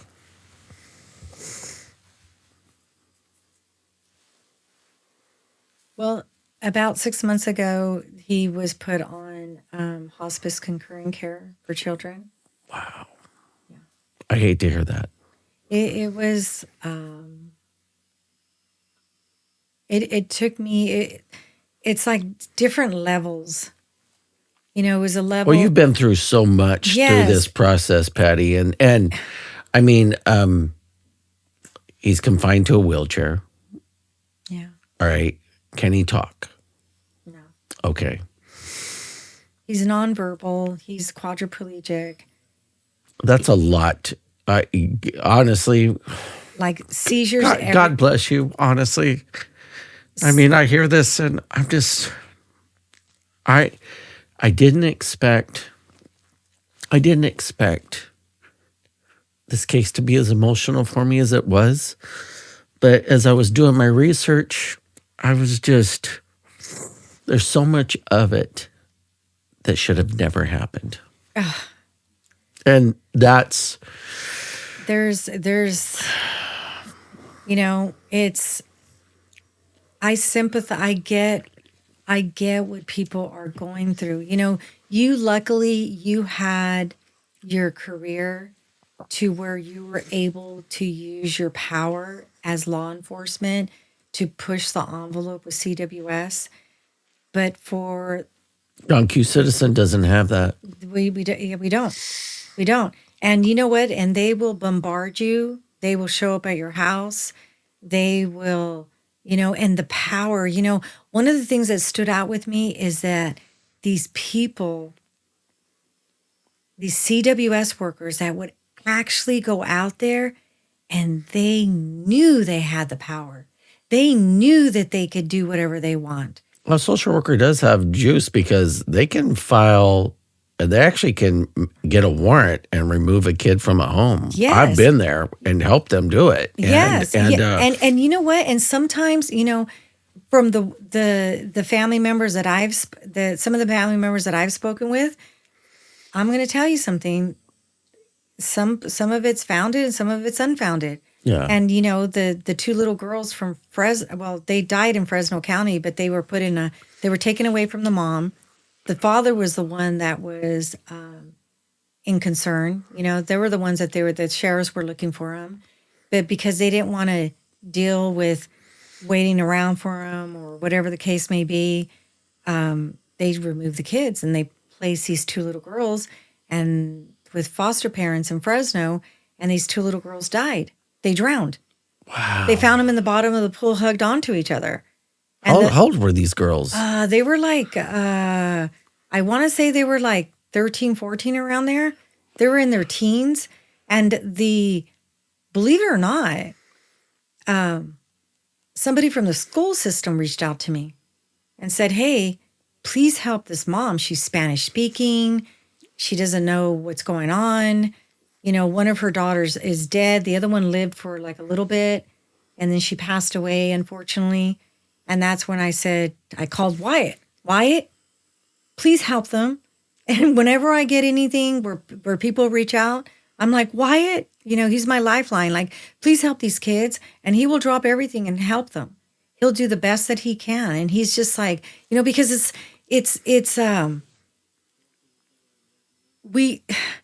we do not have any resources, and they will destroy you. I mean, they will do everything they can to destroy the family union. Okay. The dynamics regarding the children.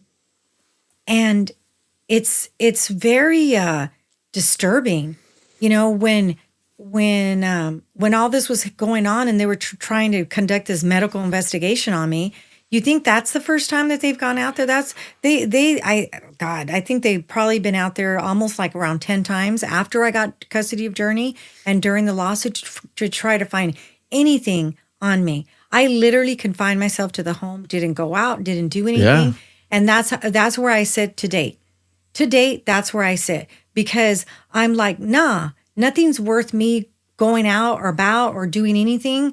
I don't care if I'm here in my home. Yeah. And, I will create whatever safe haven I have for my, in my household and just, keep, I have very good support groups. Some of my friends, I have some very, very good friends and very good,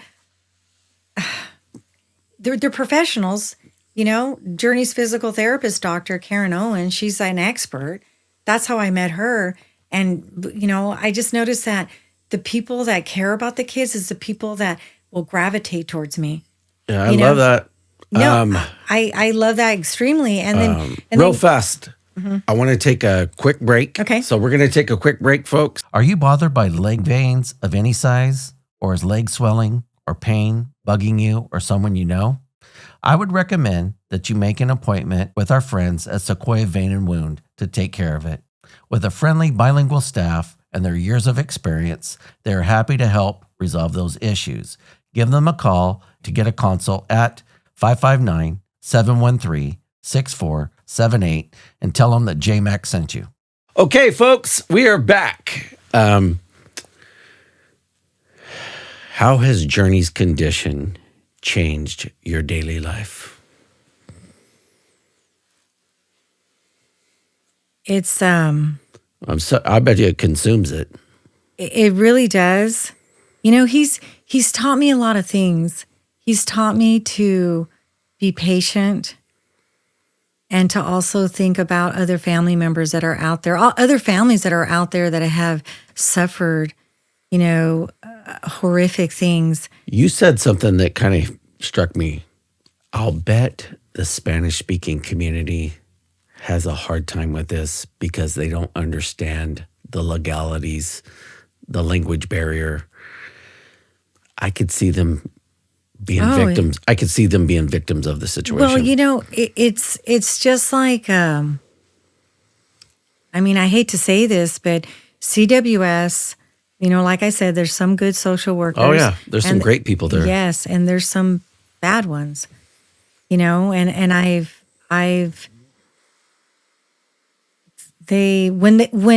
when they know that they could get away with it and they don't have to do their job, they will take full advantage of it. Of the ones that I've seen and the people that have come to me, you know, they've told me, and I said, look, you could talk to Wyatt, and you could let them know that you talked to Wyatt, and you could let them know that you talked from Patty, you know, from Journey's Helping Hand. And I was going to say, after this situation, I bet if somebody drops your name or drops Wyatt's name, that's going to get people's attention. Well, yeah, I think with Journey's case, I think he has 4 lawsuits against Tulare County, and the other 3 babies, unfortunately, are passed. Wow. Well, 5 babies. Yeah, so 4 babies, I'm sorry. Yes. Yeah. 3, yeah. So, yes, I mean, it's like, come on, guys. Like let's, you know, I'm so disappointed with the Tulare County Board of Supervisors. That's one thing they go around and it does disgust me to a certain point that they're going around and they're like, oh, I'm going to help this, and I'm going to help that. And I'm like, well, how come you didn't help Journey? Yeah. How come you didn't help like the kids, you know, what's happening, you know, with CWS? Why weren't you guys an alarm when they were falsifying documents, you know, forging signatures? Yeah, the minute we start getting into any type of forgery, now we're getting off into fraud. And, you know, that can become, that's actually criminal. You know what I mean? Well, it is. It is. And then know. all of a sudden, they turned a blind eye. All of a sudden, they're just, they don't want to address anything. You know, I think when I spoke with Larry McCarty, he was like, "Oh, you know, just go ahead and call Human Health and HHSA." There you go. And I said, "Okay, I'll give him a call." And I said, "But what are you guys going to do about all this?" You know, and yeah, they're apologetic when it's just me and them talking, but I don't see them apologetic regarding anything else.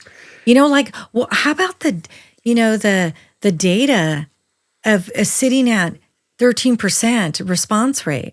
How about, you know, now I think I looked at it like last year, I think they were at like 60 something, you know, like what's going on there? How about all the money that you guys are getting? Like, it seems like all our children are like lucrative, you know, like they're just it's ridiculous. Money, and I hate to say this, you know, well, you know, Tulare County, we're one of the poorest counties in California. Yeah.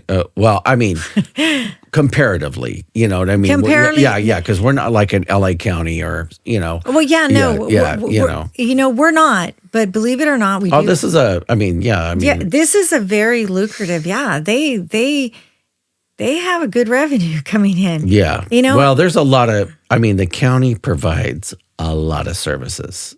And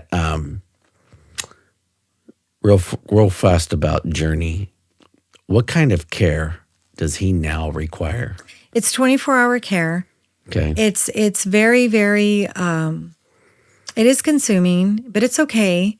You know, he sleeps with me. Okay. You know, I don't like it. You know, I want him to always feel that someone's there with Yeah, him. he's right next to you. Yes. Yeah. So I mean, I've never kissed anybody in my life so much like I kiss that little guy. He's the most cutest thing in the whole entire world. And when he's sick, you know, I've already programmed in my head, you know, I had a hard time because you go through certain levels, you know. Oh, yeah. Like in the beginning, it was like maybe there's hope for him to live at least until he's like in his 30s. And maybe he will be able to stand one day. Maybe he will be able, but I mean, the injuries, what he went through was just so detrimental. Well, it sounds like, yeah, it's catastrophic. Yeah, most definitely. You know, the brain works everything. And when it's gone, it's gone. I mean, he experiences seizures every day, you know, every day. And he has a deformed rib, you know, and we had to put him on a G-tube. You know, because he wasn't, you know, he's high risk as aspiration, so he chokes all the time. And it's just sad, you know, but I have... Do you have a nurse that comes in and helps? And a stuff? nurse will come in, you know, she'll come in because, you know, in the process of everything, when we went on the hospice concurrent care for Journey, you know, there's Dr. Sanchez, he's the director of it.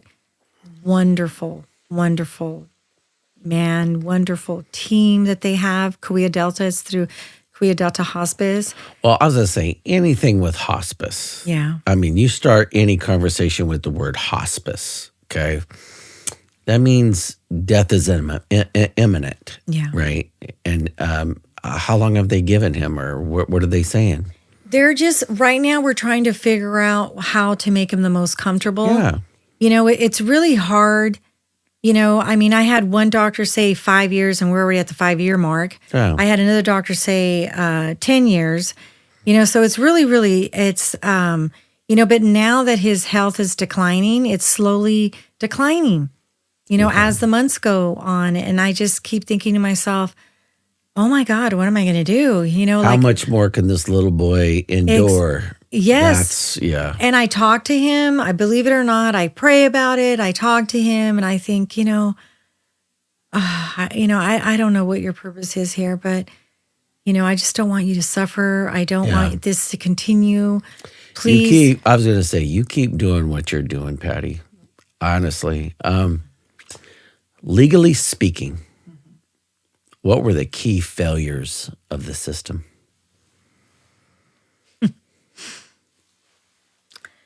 The key failures were honestly them not doing their job and then covering it up, and then treating the child, even though it's on a piece of paper and it's a referral, but that referral has a child's name on it. It does. And they took it upon themselves not to roll on these calls, you know, and then to have management come in and just sign off on them.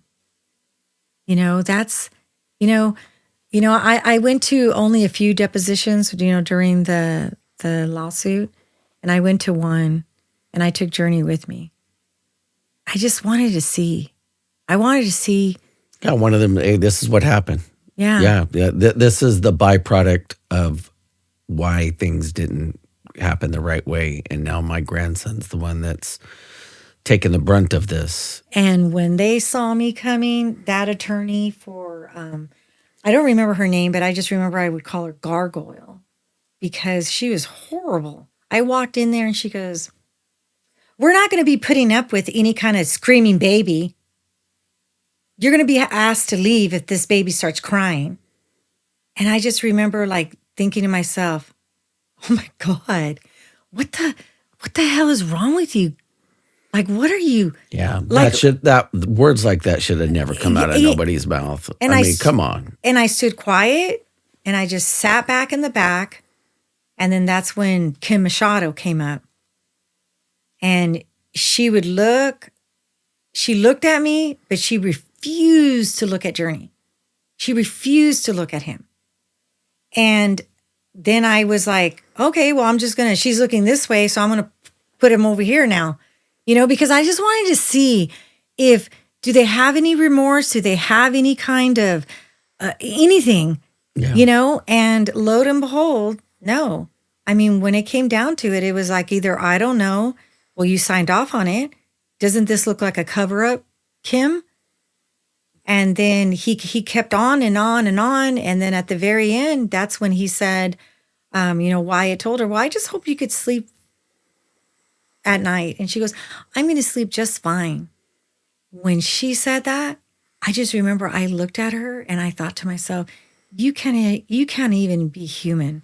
Like, you cannot possibly, how could you have said that? Like, how could you have gone up here with a disabled child? Like, I think she's a grandmother. I know she has children. How could you say something like that? Like, what possesses an individual to separate themselves from having the love for a human being and a child especially? Well, a couple things. I would tell you this. When she was a social worker, she was actually very good. She was good, and she was one of my favorites. And I don't know what happened in this situation, but all this is all collectively. All of this is just hard to hear. No, it's really hard to hear because, it's just like that when they interview the guy, the neighbor that says, oh, this guy was really nice. He was really, he took care of his kids. He did his yard work and blah, blah, blah. But you don't really know the person down deep inside. And that's the way I looked at it with her, is because she knew she was riding off on all these referrals and no one rolled on them. She knew for their quota or whatever the case may be, or her stance as a manager. I don't know. But all these high-end managers, supervisors, CWS, they knew what was going on. Yeah. They do. And then, the social workers, there were some social workers that had their back, and there's some other social workers that would literally just like pull themselves back and just be, deer in the headlights because they didn't want to lose their job. They don't, they don't want to be victimized by them, because it is a powerful thing. When we were going through this lawsuit, and Dana Fox, their attorney, called my attorney and said, well, they were trying to talk, and negotiate and whatever attorneys do. And Dana Fox says, well, you know what? We could just end all of this. The Tulare County Board of Supervisors had an emergency hearing, and they ordered, to take Journey away from her. Wow.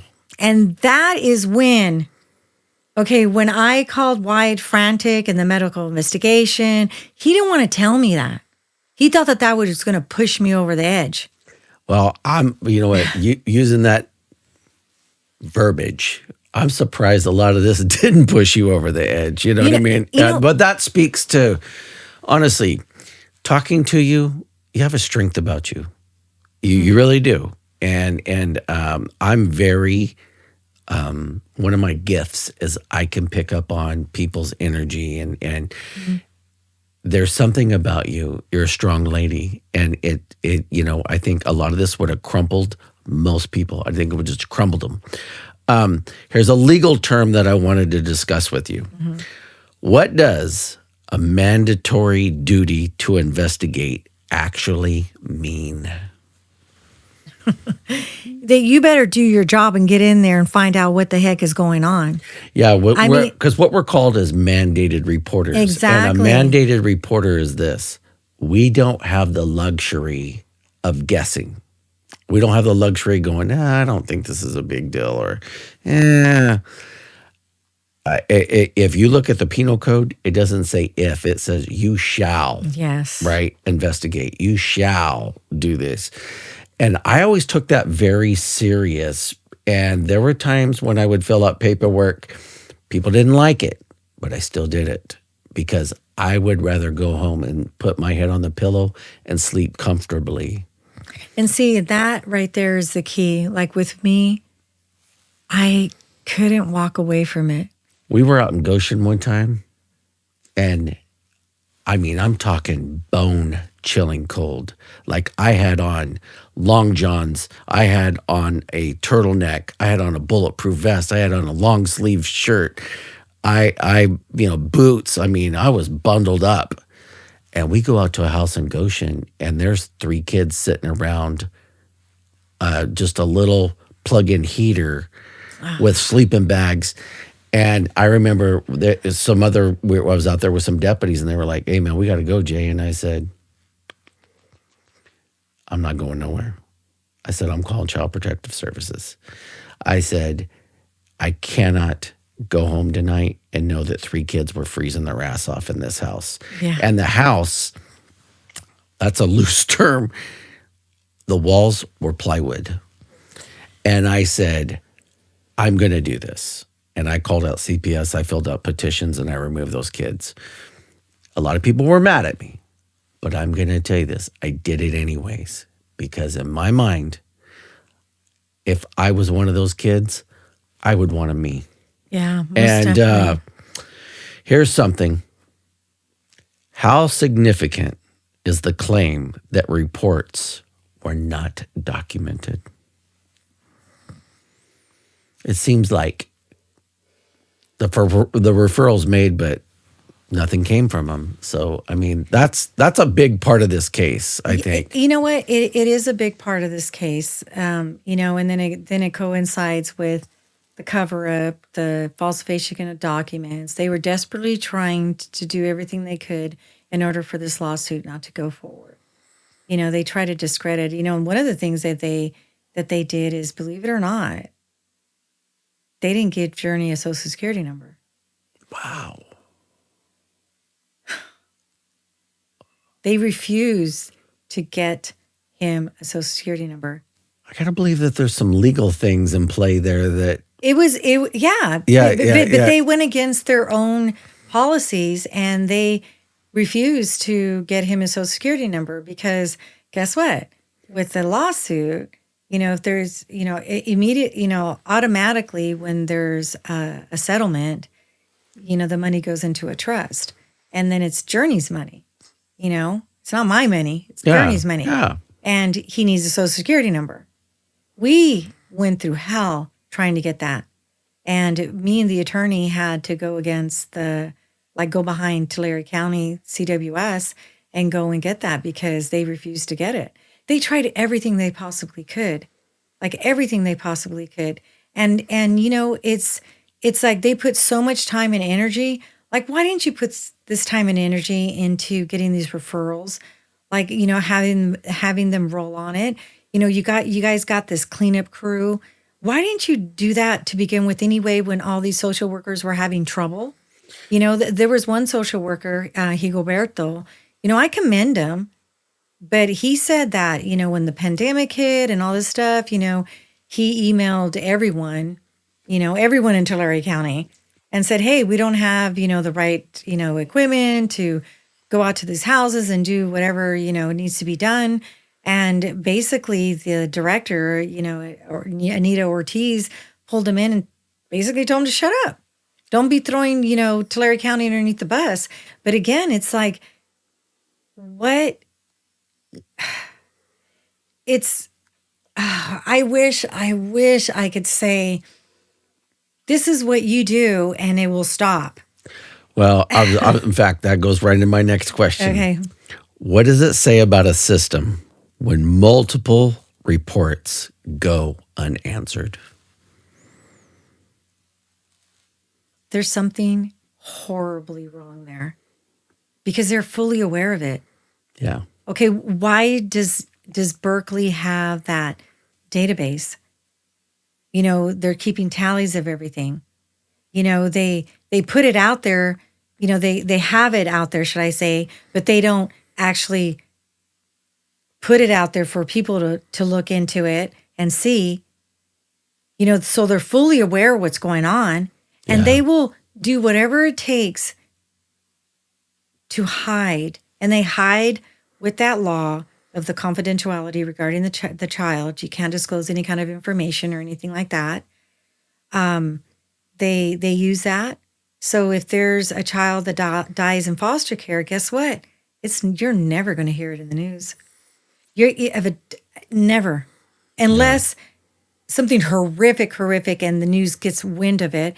But there was this one little girl that passed away, and the foster mom called me and said, "Oh, she was distressed, and she was like, I told the worker not to place her with me. Like, I know a little bit about, her condition, and I know a few things, but I'm not a medical foster home." And people need to realize that there's medical foster homes that are out there that are specifically for medically fragile children. Yeah, I was going to say, I bet they have medical equipment and stuff there. Exactly. Yeah. But the Tulare County was placing these kids that were compromised in the care of just regular foster. Yeah. And then they die.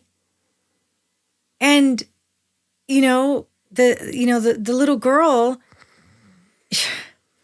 her mother, I guess, was a drug addict. And so this little girl got buried just with just through the cracks and the whole bit.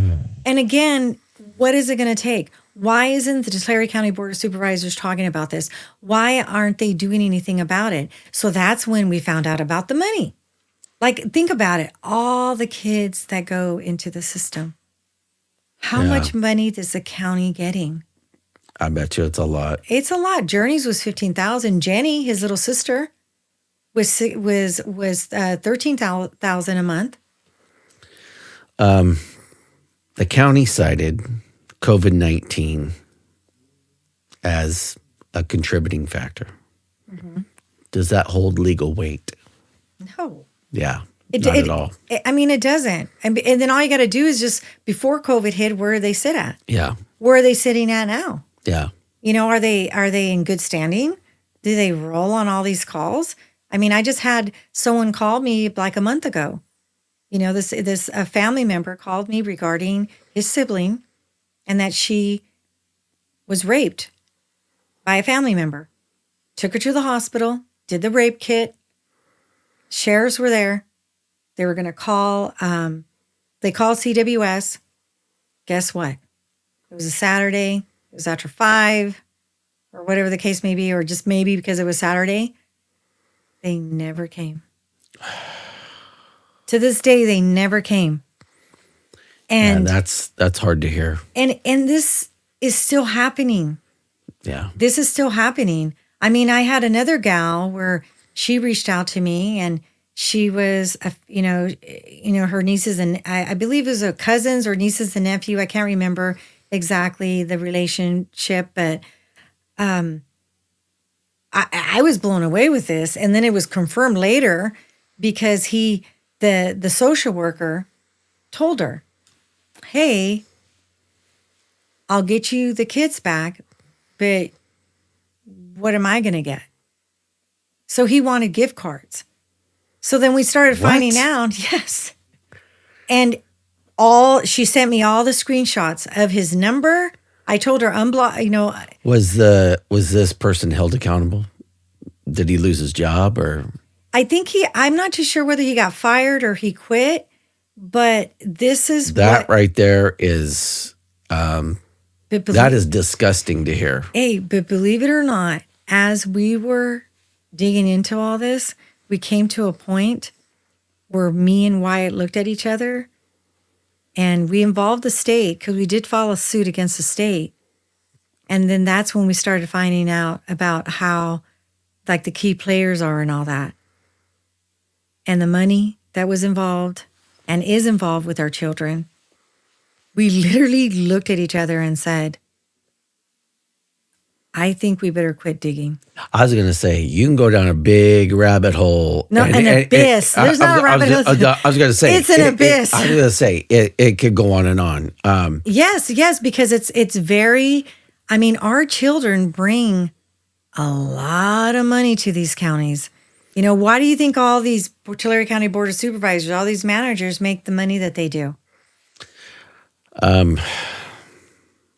Here's one.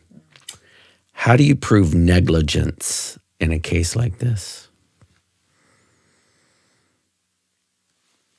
It's very, Yeah. I mean, Well, at least with you, again, Patty, you were smart. You had a paper trail. I had a paper trail. And I'm going to tell you this, that right there is key. It's very, very key, especially when, okay, so when I called that Saturday and spoke with that on-call, social worker, I don't know what exactly the term is with the department or whoever's answering their phone. Yeah. They had no documentation of me calling. Yeah, that should never happen. Okay, so then what does that tell me? Yeah. I mean, somebody didn't I care. mean, you called the pizza place and they're looking at your number. They know your order. You know what I mean? You're right. And You're Tulare right. County can't get on that system. You know what I mean? No. It's like, can you call freaking Mean-Eds and find out what that program they have? Because you guys need one. But why is it?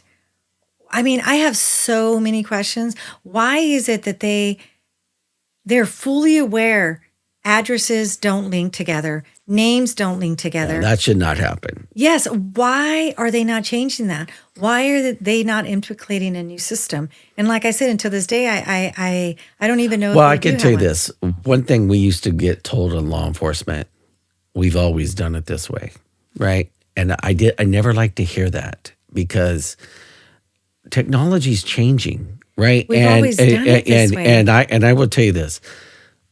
We have to change with the times. And there's a better way of doing things now. Here's something that really kind of triggered something in me.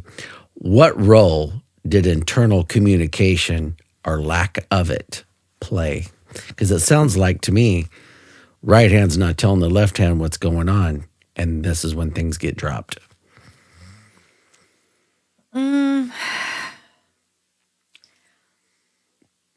I think the social workers that have come on, it's just like with any other business, if there is no being held accountable for your job, the job duty that you have, there's quotes, data, there's the, the list goes on with any kind of business, Yeah. Well, what is the revenue in there? What's the accounts payable, accounts receivable, so on and so forth. Why is it they're fully aware because Berkeley has their data. Yeah. They're fully aware that they suck. Why are they not communicating this to everyone else? Why are they not implicating some form of relief for some of these social workers or getting other social workers or at least getting a call center? A place that actually takes the information and gives it instead of calling. The only proof I had was that my phone bill and the number. Yeah. And that was it. Do they still have that? What are they doing? Yeah, whatever, you're right.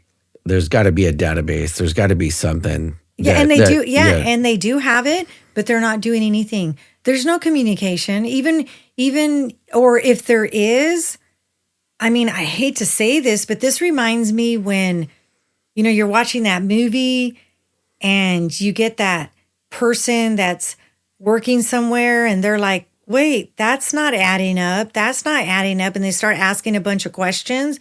And then they get the boss comes in and they're like, shut up. Because they got their own scheme. They got their own stuff that they got going on. They're fully aware of all of this. Yeah. And they have been. I mean, how can county council sit there and say, God, you guys are doing such a good job at sitting at 13% when Journey fell victim. Or, I mean, any business, I'm pretty sure. 13% on anything does not sound like a good number to me. Exactly. Even 67% doesn't sound like a good, it just doesn't. And you know what? We are the worst in the state of California. Why? Well, Why? Why didn't the Board of Supervisors, they just sat there and looked at me, and I went up there and said what I needed to say. Please investigate this. Please open an investigation. Like, who's involved in all this? Who is telling them no? Or who, you know what I mean? Or why would they say no? yeah. Here's something I was thinking about. How unusual is it for a report to go months without an investigation? Is it common? Oh, yeah. Okay. It's very, very common because when we depose some of these social workers, there was one that, bless his heart, he tried to do his job, but he got so fed up that he just, he checked out. Like, he was just like, I'm not doing this anymore, And he said that there was just, on his caseload, he said that there was I think he roughly said 30, 40 referrals that he had that he hasn't rolled out on. But, and then there was other social workers that said that there was just all their desks were just filled with referrals. So then what did they end up doing? They grabbed all those referrals and gave it to a couple of social workers and said, okay, cleanup crew, go roll on all these, even if they were 6 months. So the immediate response went away. The 10-day response went away. So now they're looking at 6 months because she called, let me see, Journey fell victim August, September, October, November, 4 months. So 4 months it took them to roll on that one. There's no way that something like this should take 4 months. No way. No, way. Yes. And then, it's again, here we are again. Here we are again with these questions. Here we are again with why? I was going to ask you this. What message does this case send to other counties and agencies? Because I'm going to tell you something. I got to believe this case has put people on notice. Yes, it has. That's one thing that it has. It made national news. As it should. Yes, exactly. But again, here we are, where the state, the government, this is the department that they've chose to look after our kids, and they entrusted them, or did they? Yeah. I don't know, and then the one thing that I really, really want to express is regarding the families that are victims of CWS. Okay. Because I'm trying to be very, very cool and collective. I've always tried to be. Yeah. Because I do not. But I'm sure a lot of this stuff is frustrating. Oh my God! A lot of this stuff I've been crying all shaking and calling Wyatt at 10 o'clock at night. Well, plus, there comes a point in time where now despair starts to turn into anger. Exactly. And do you believe that this was incompetence, negligence, or something deeper? Way deeper, because the way they handled it. Because if it's incompetence, negligence, they would have fired. I was going to say, people would have been terminated. Exactly, but they were promoted and they were moved around. Yeah. And the people, the main players are still there. They're still there. So what does that tell you? Yeah. And then going back to the message that I want everyone to really, really think about this. When we see so many videos out there, and we see people upset, crying, distressed. CWS came and they said this and they did that, and they're all fanatical, and I get their emotion. I understand the frustration. Well, you lived it. Exactly. And it's unfortunate that they have displayed that emotion out there, because then they get written off as being kooky or Yeah. being, oh, look at that. Look at them. They probably deserved it, or they, and I want people to sort of take a step back and think about how it is to have CWS come to your home. It's scary. And play God with you. And you're trying to explain it to them that this is not what transpired. Or you have or a family member saying, look, this is what happened to her or him. And they're not listening to you. And then they turn it on you. And these workers, man, I would get some workers that, like that Marie Kemp walked in there like she was military. And, and she's calling the shots.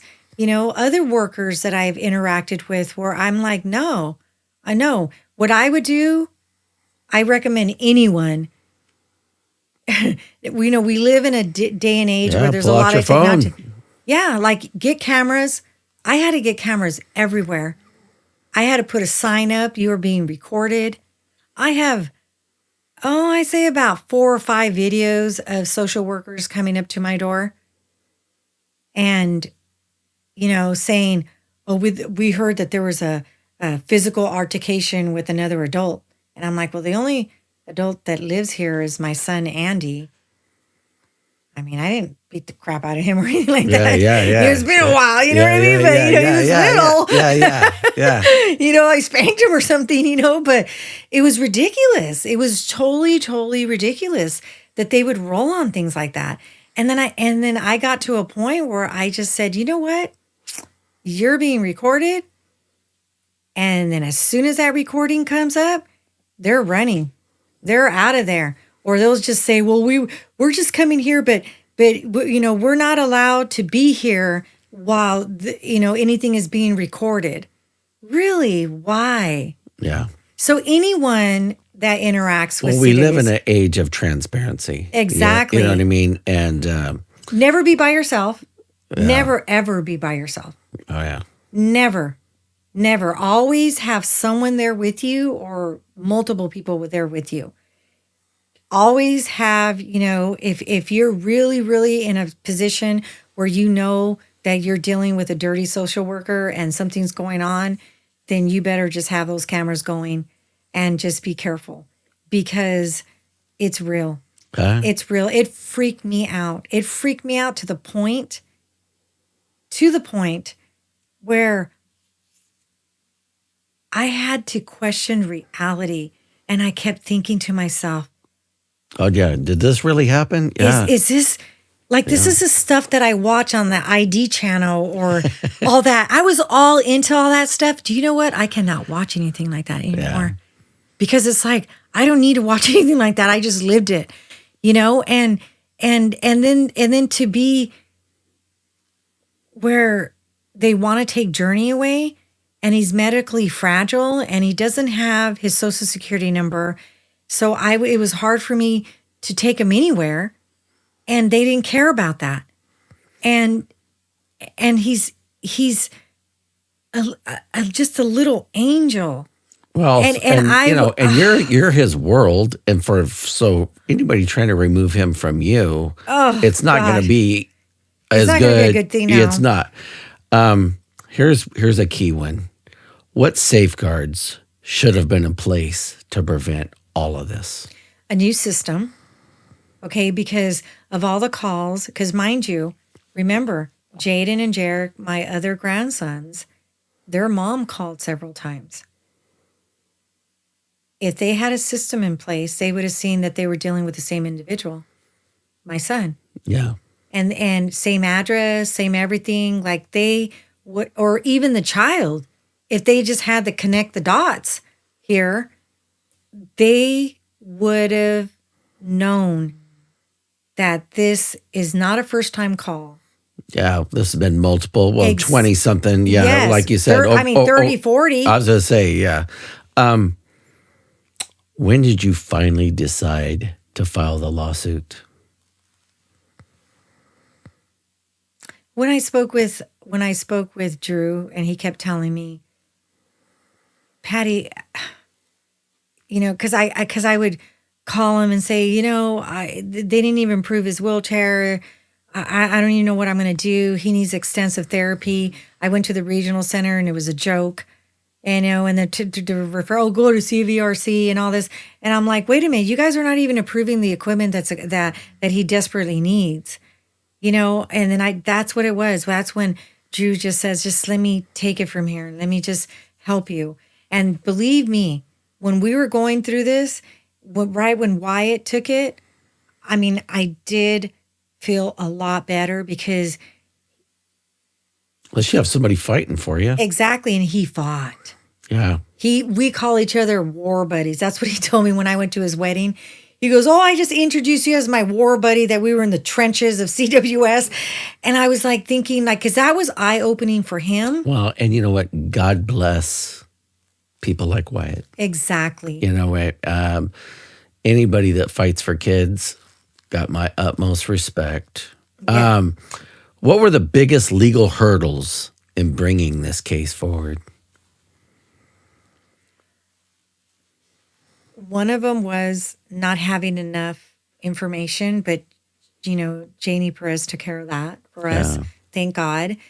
The other hurdles were trying to stop them from taking Journey away from me, because they tried everything they possibly could. Because, during the time, the legal proceedings are going for the dependency, the juvenile dependency court.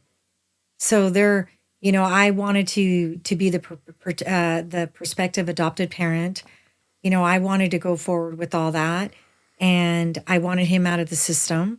He didn't have he didn't have a Social Security number or anything like that. But that was very, very hard for us, because they kept coming at me. They didn't stop. Yeah. It wasn't like we just filed a lawsuit and I just sat somewhere drinking some tea and relaxing. Heck no. Well, I'm sure the minute that was filed, now it starts putting all the other things in play. And hiring private investigators, seeing it, trying to get in contact with people, trying to find out anything, any kind of dirt, any kind of anything. And I was just like, go ahead. I don't care. Yeah, I got nothing to hide. Yeah. It's like I'm very transparent regarding my past or anything. Like, it's like, what's the big deal? I'm just trying to protect this child. And it was so awful. It not only did we have to deal with Journey's condition at the time and seeing the sadness of it, then we had to deal with them getting scared that they're going to roll up on us, that they're going to try to, to do something. And we had a lawyer up, with Wyatt, with Darcy Harbottle. She was appointed, the attorney. But she came to a point. Is that C.D. Harbottle's daughter? Yes. Yeah. C.D.'s a powerhouse, man. Yes. Well, we're going to transition real fast, okay? I am a master storyteller. Okay. And I got a story for you. Okay, tell me. So, Vice APD, they hired this good-looking Hispanic kid. And I remember seeing him at a swearing-in. Wife, drop-dead gorgeous. 2 kids. This family looked like they come out of like a Hallmark movie, right? Mm-hmm. And we have a very extensive, we have a 16-week training program, and it's intense. And, there's been a lot of people that has failed this program because it's not for everybody. Mm-hmm. But anyways, this kid comes on board, and he does a good job, and he passes that program. And now he's on his own. But those first couple years of being a cop, you're really learning on the job. You're learning, and it's a lot to take in. You come out of the academy and you think but you don't know. You don't know until you're out here doing the job. And a lot of it, you have to learn on the job. Anyways, so he's now on his own, and we all thought this kid, he's going to be a great cop. Okay. Well, one day he arrests a lady for possession of methamphetamine and for being under the influence of methamphetamine. And now he transfers her out to the county jail. books her, and in his mind, it was over. But what he didn't realize is the earth was already cracking below his feet that he didn't know. And there was a whirlwind coming that he did not see coming. Okay. Now he did some things to put this in play. And I'm going to tell you what happened. So this lady gets out there and immediately she tells the staff at the jail, he pulled over and groped me while I was handcuffed, groped my breast area. Well, the minute that somebody says that, well, then it sets in play that the county now has to contact the watch commander of Visalia. Hey, we're getting this reports. We're letting you know, blah, blah, blah. So the sergeant calls this kid and says, hey, this lady says you groped her. Make sure that you document everything that happened. Make sure you write a very thorough report, because if we write a really good report, it can save us from a lot of this stuff. And when I would transport a female, there's a couple things that we do. Number one, we give the timestamp and we give the beginning mileage. And then when we get to out there to Bob Wiley, we give the ending mileage, right? That way, because it's like, I think it's like, 11 miles out there or whatever it is, So anyways, and when I was going down Road 112 out there to Bob Wiley, I was trying to break the sound barrier because I always wanted people to know there was no time for me to pull over and do this. Now, number one, I would have never been accused of this stuff because I always hauled ass out there. Anyways, so the sergeant calls him, hey, this lady's saying this, Well, this kid, he's brand new. He said, well, Sergeant, I used the knife edge of my hand and I just kind of used the knife edge just to make sure she didn't have any weapons or additional drugs.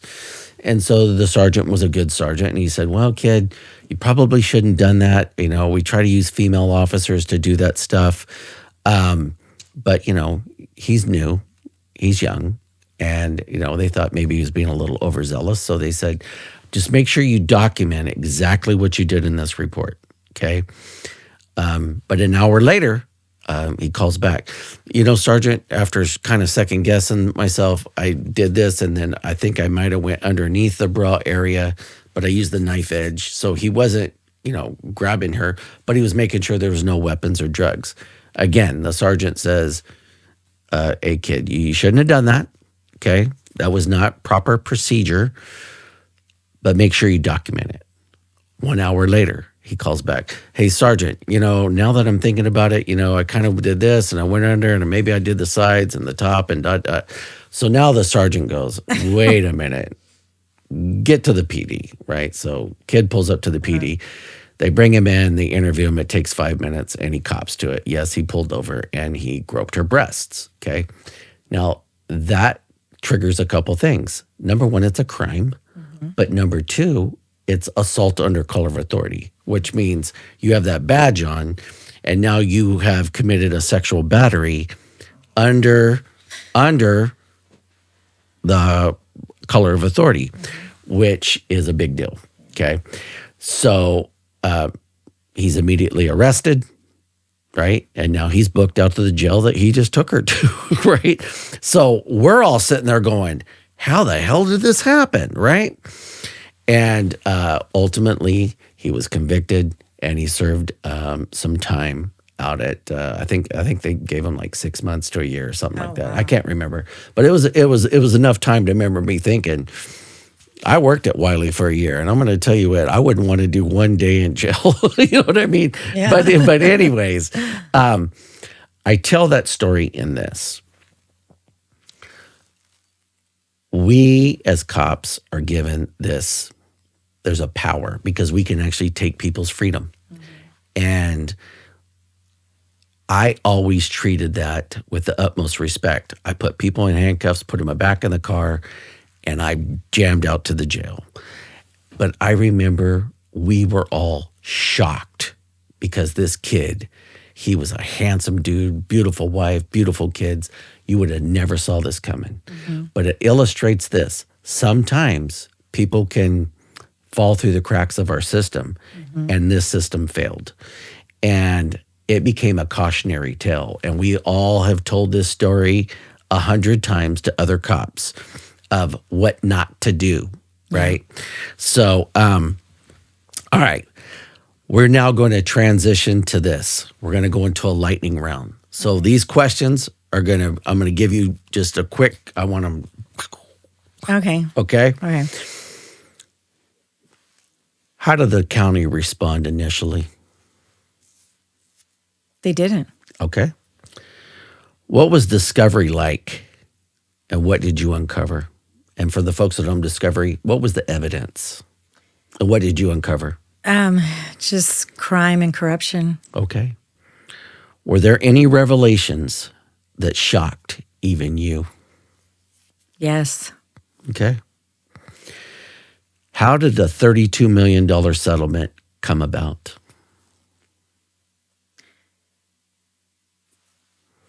That was through their insurance. That Okay. was how much they would pay out. They didn't want to go to trial. They wanted me to settle for that amount. And I thought at the time Tulare County was broke. So I said, as long as they implicate the new system and they're going to do something about this and no other child that's going to happen to, then I'm okay with the 32,000. But I mean, You it's mean 32 million? Oh yeah, the 32. I'm sorry. I'm Yeah, sorry. yeah, I was like, Sorry about that. 32,000? Yeah, yeah. The 32 million. I said and I'm okay with that. Yeah. You know, because this case was worth about a 65 million. Okay. So yeah. Does a settlement like this equate to justice? No, No. it doesn't. What does accountability truly look like in a case like this? What it should look like is everyone being accountable for what happened. Yeah, for the failures. Yes, for the failures, and be apologetic. And also, our board of supervisors, it would have been nice for them to request, even if it's an internal, Yeah. investigation, and get some of these people removed. Got it.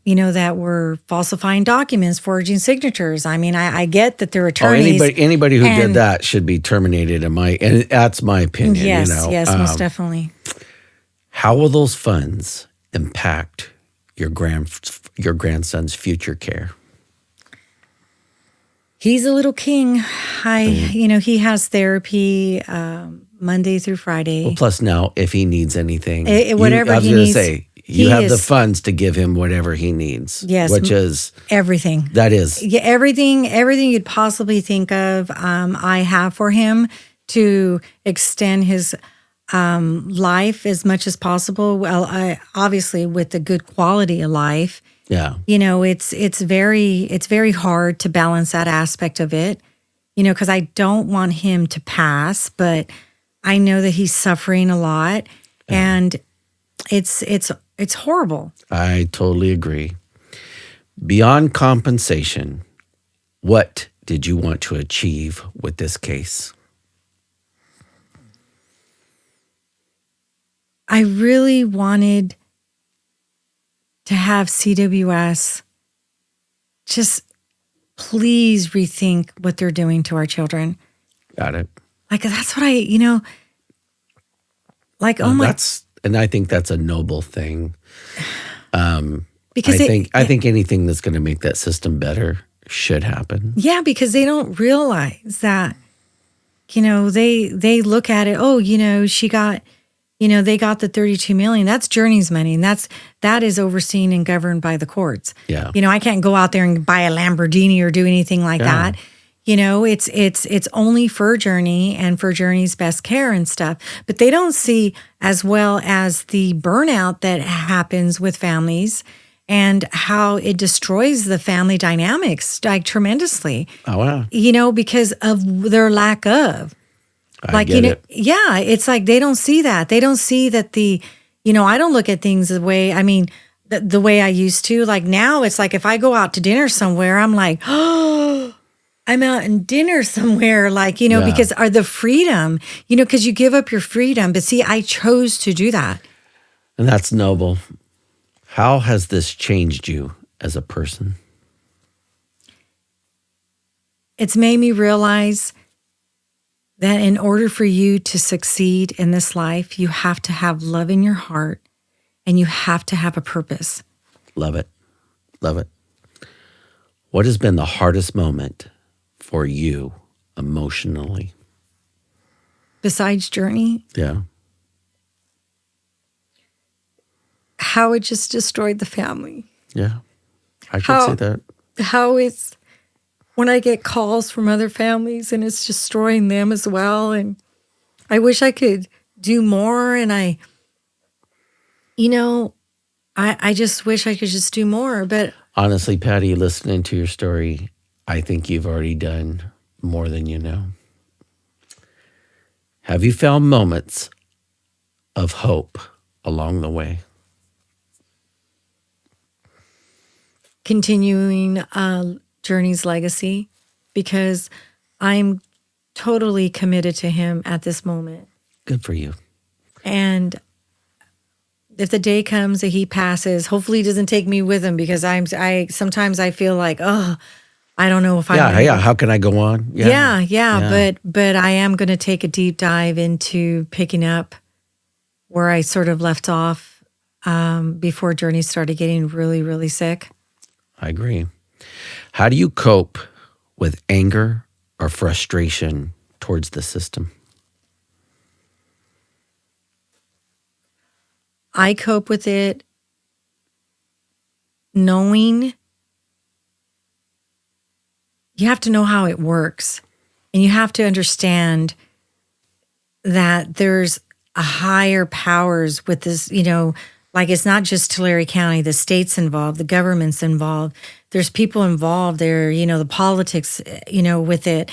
And you have to realize that, yes, you wish you could just go and slay that, like Gino says, a 5-headed dragon. Yeah. Or a 6-headed dragon.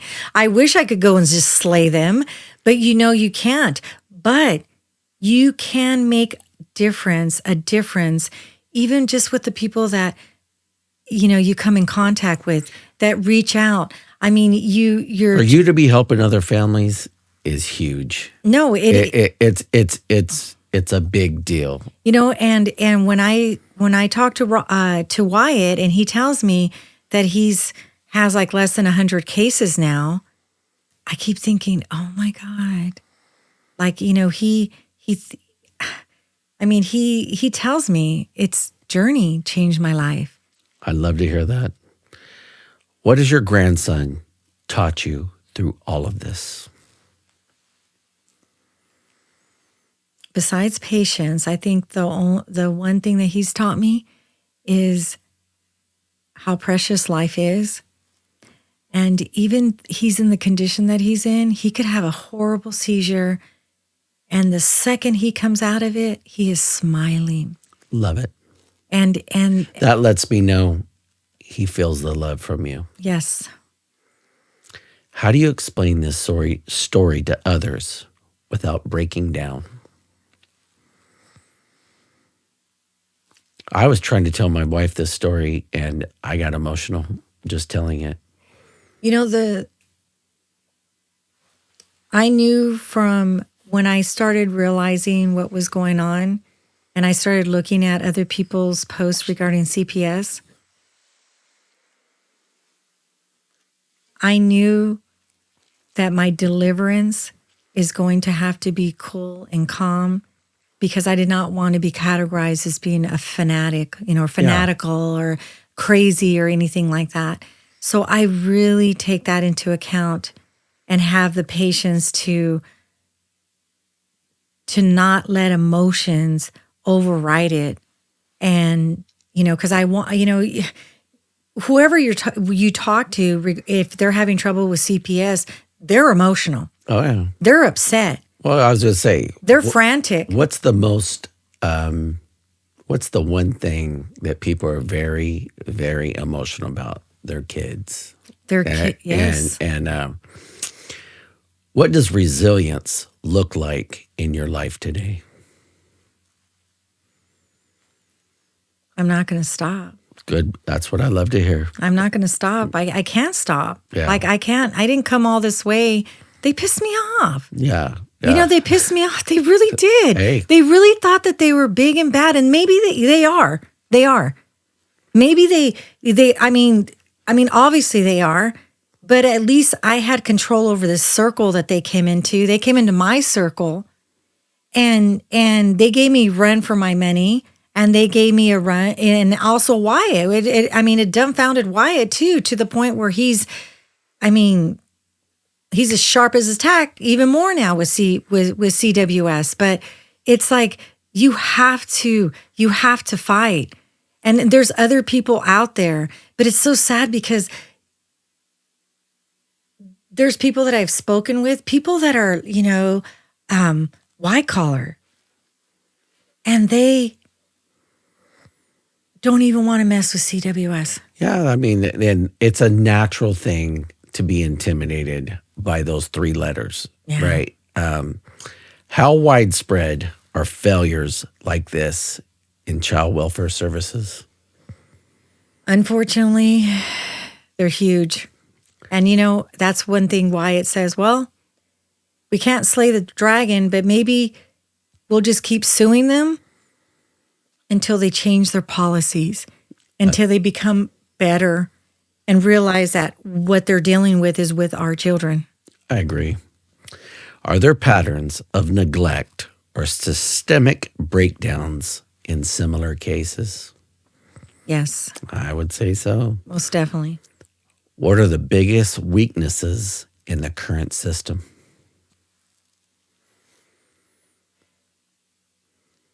Their lack of communication with amongst themselves, honestly, Okay. and their system, the way they do things. I get it. What reforms are urgently needed? Besides their new system, and replace the corrupt people that are in there, they need to start taking this serious because they get a lot of money. I don't understand. Where's this money going? Every month you're getting tens and thousands of dollars. Where's this money going? It's not going towards our kids because Journey had Medi-Cal and he wasn't getting adequate care. Yeah. It's like the bear. $1,500 a month for a kid with his, illnesses. That's not a lot of money. It's not. And then back and forth to Valley Children's, every week. I mean, in the mileage, nothing. It's just, it's like pulling teeth. There's really nothing. They just look at it like it's just, you got money. We paid you. And then they just let it go at that. But they don't realize that, what are they doing? What are they doing with their money? How can mandated reporters ensure their concerns are taken seriously? Documentation. Well, first, reporting it. Documentation, following through with it. They have to follow it. They have to make sure that child's okay. It can't be just a little probationary period of a month or 2 months. They really, really need to roll. One of the things that we found out through this lawsuit, that there was a lot of social workers, they're supposed to go out there every month. They weren't doing that. Yeah. What should families do if they feel ignored by the system? Besides recording everything and everything, even if it's for themselves. I mean, because I know that the legalities that come into play as far as, you can't record a conversation. Yeah, you technically can, but you can't use it against them. But you could have it for your own records. Yeah. And who knows if you're going to come into crime. Yeah. Then you could use it. I agree. Is there enough accountability for social workers and agencies? Oh my God, no. No. I get it. What role does funding and staffing play in cases like this? I could tell you this. I knew a lot of social workers in my career. I got to talk to these people. I got to know them. Every single one of them told me that they were buried in cases. Buried. There's no way that somebody should be having 90 cases on their caseload. No. Okay, that just should not happen. That means more people need to be hired. More people need to be hired, and managers should get their hands dirty a little bit. They should go and review everything and make sure, not just write off on it, like the Kim Machados of the world. She should never have written off on journeys. Like, why are you writing off on it and then reopening it? Yeah. So that has to be, it has to be done. They have to follow through.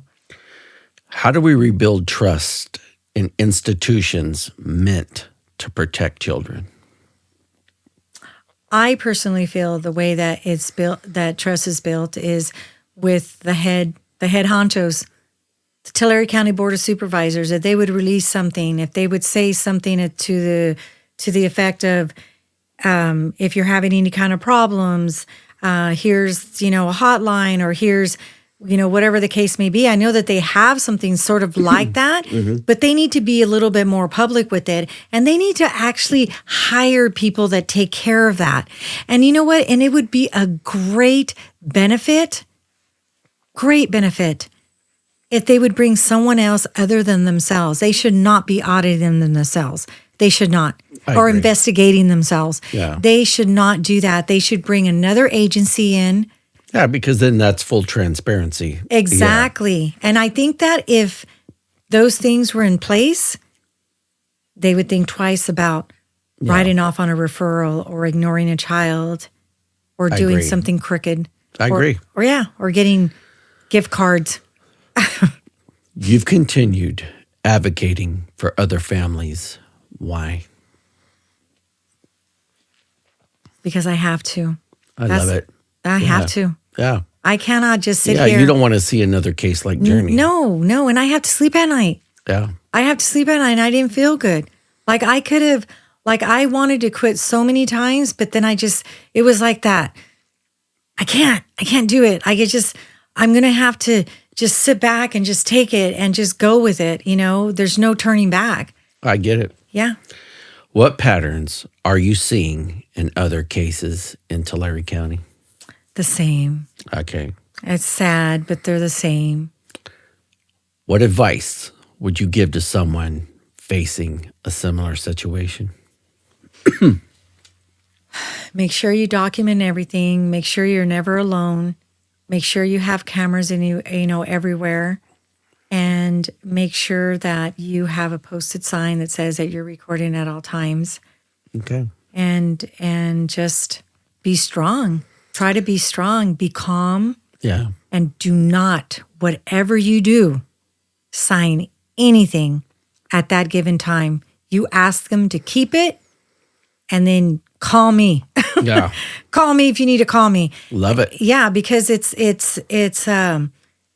you sign things away, your rights away. Yeah. And that's not good. And they look at it like, they present it as, oh, this is just a paperwork that's saying that the child is that we were here, and okay, go sign this, but it's not. Yeah, you got to be careful signing anything. Yes, exactly. How can communities better support vulnerable children? God, we need to have that love in our heart. We really do. We need to take a step back and look at our children. I don't care what belief, what religion you are, what beliefs you have. Our children are the most vulnerable, and they cannot take care of themselves. I always say this: all parents, I don't care who you are, we should all want to give our kids better than we had. Exactly. Right. And that goes for any child that's out there, honestly. I agree. And it's unfortunate, we have some parents that, are. I've had to go in some homes that are just, there are cases that will be with me till the day I die. Oh. And are you currently working on similar cases? Yes. What drives you to continue this work? Because I know what CWS is going to do to them, and they're going to destroy their whole family. They're going to destroy everything, and they're going to play God, and they're going to enjoy it. And it's a power trip. Some workers, they have a really humongous power trip. They really do, and it's sad. It's sad to hear it, to see it. And I have a list of all these social workers. Whenever someone calls me, I write down and I know who's who. And I'm like, okay, well, yeah, that's, she's been mentioned a few times, Yeah. But it's. Do you believe cases like Journey's create real change? I want to believe that they do. Yeah. I really, really do. I know that they did, as far as with Wyatt and, the journey that he's on. With CWS, hopefully they're a little bit more, I don't know, more, I don't even know the word to use because it's so hard for me to even, I'm not a fan of them, but they need to be held accountable. They need to realize they need to stop desensitizing themselves and realize these are people. Yes, these are children. Yes. And these are families. Like, so what if you have to work overtime from what I hear a little bit, from social workers here and there, that it's frowned upon if they have to go on overtime. Yeah. And it shouldn't be. I agree. What do you want people to remember about Journey's story?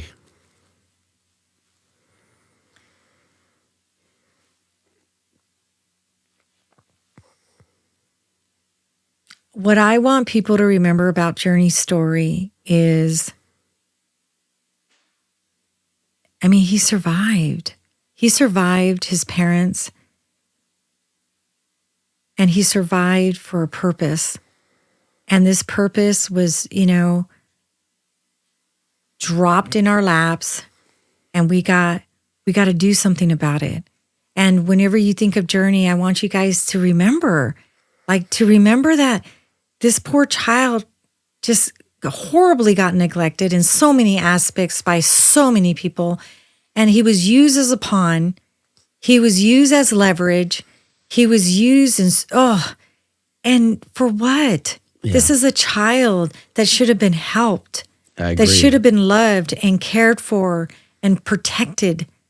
And that's one thing that I want people to really, really think about is when someone's going through CWS problems, don't just. Well, I can tell you this. I love your passion, and I love your mission. If you could speak directly to policymakers right now, what would you want them to know?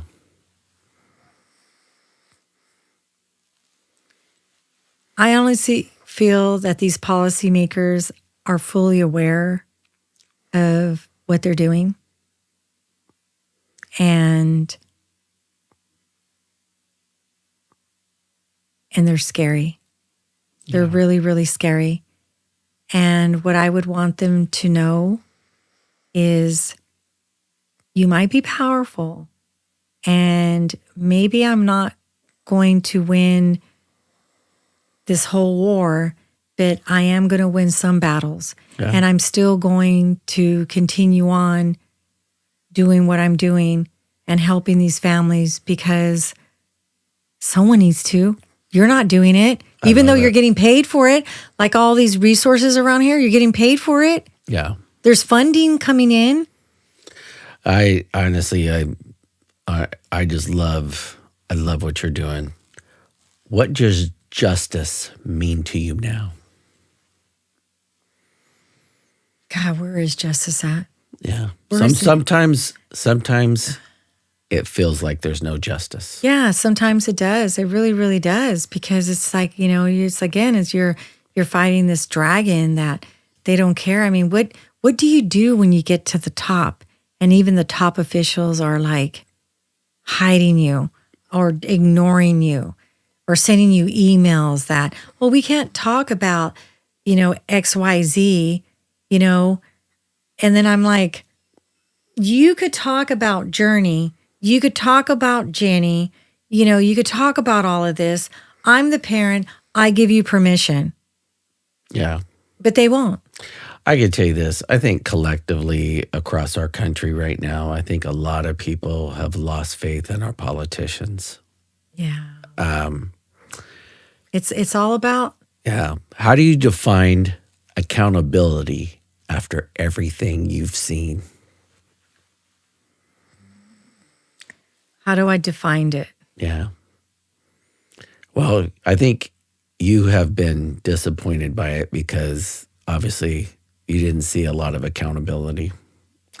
Yeah. You know what? I didn't really see too much. I didn't, besides the lawsuit, Yeah. they, their insurance paid out that amount. Yeah. But you've been through, honestly, Patty, you've been through the ringer. Oh God! God, I always tell people, if I was a chicken, I would have like 2 feathers. Don't pull them; just leave them there. Yeah. They'll grow. What keeps you going on your hardest days? Journey. Love it. His smile, he's so innocent. He's so beautiful. He's just a beautiful little boy, and I know I have a purpose, and I know I have to fulfill it. And that makes me feel good too, because I get a lot of backlash from, sometimes family members. Sometimes they, I'm very particular with Journey. I want him to be taken care of to the T, Yeah. very well. I'm a big advocate as far as like, even when I go to the hospitals and, with doctors, I see it. I just see everything. And it's sad, because not only does Journey pull in the CWS cases, but he pulls in too, like medical malpractice cases that they come in and, dealing with a child. So there's like a purpose. Like, I just can't sit on it. I'm not going to sit on it. Well, and that's your strength. Exactly. What would you say to someone who feels powerless against the system? Oh, don't you dare give up. Don't give up. Don't give up. Because at the end of the day, they're like people like us. And sometimes when you turn the light on in a dark room full of roaches, they're all going to scatter. And you want to be that light. You personally want to be that light. Be calm, have patience, document everything. Reach out to, but do your homework. Do your homework, I can tell you this, since I've retired, do you know what this has turned me into a different person, this show. Mm-hmm. And you know what I want to do now? I want to lift people up. I truly want to lift people up. That's I want amazing. to. I want to see people succeed. And this show has been so cathartic for me. It's healed me. It's healed other people. I love it. I love that that's a byproduct of this show. It's brought me in contact with people I haven't spoken to in years. Oh, wow. And I love that about that. In one sentence, what is this fight really about? The forgotten children of CWS. Love it. Where can people follow this case or support your efforts? Well, your website, right? No, it's not a website. It's a Journey's Helping Hand. It's I have it on Facebook. Okay. I have my my Instagram. It's Recia10. You could reach out to me. You could reach out to me. I'll put you in communication with any attorney. Wyatt usually is the one that might go to. Yeah. And, there's other attorneys out there that are very reputable as he is. And when it comes to kids, we jump on it. Love it. I saw a quote today. I want to read it to you. Okay. You didn't step into this fight because you were strong. You stepped in it because Journey couldn't. When every call was ignored, when every warning went unanswered, you became his voice. This isn't just about what happened to your grandson. It's about making sure no system ever gets to look away from a child like him again. When I read that today, I thought of you.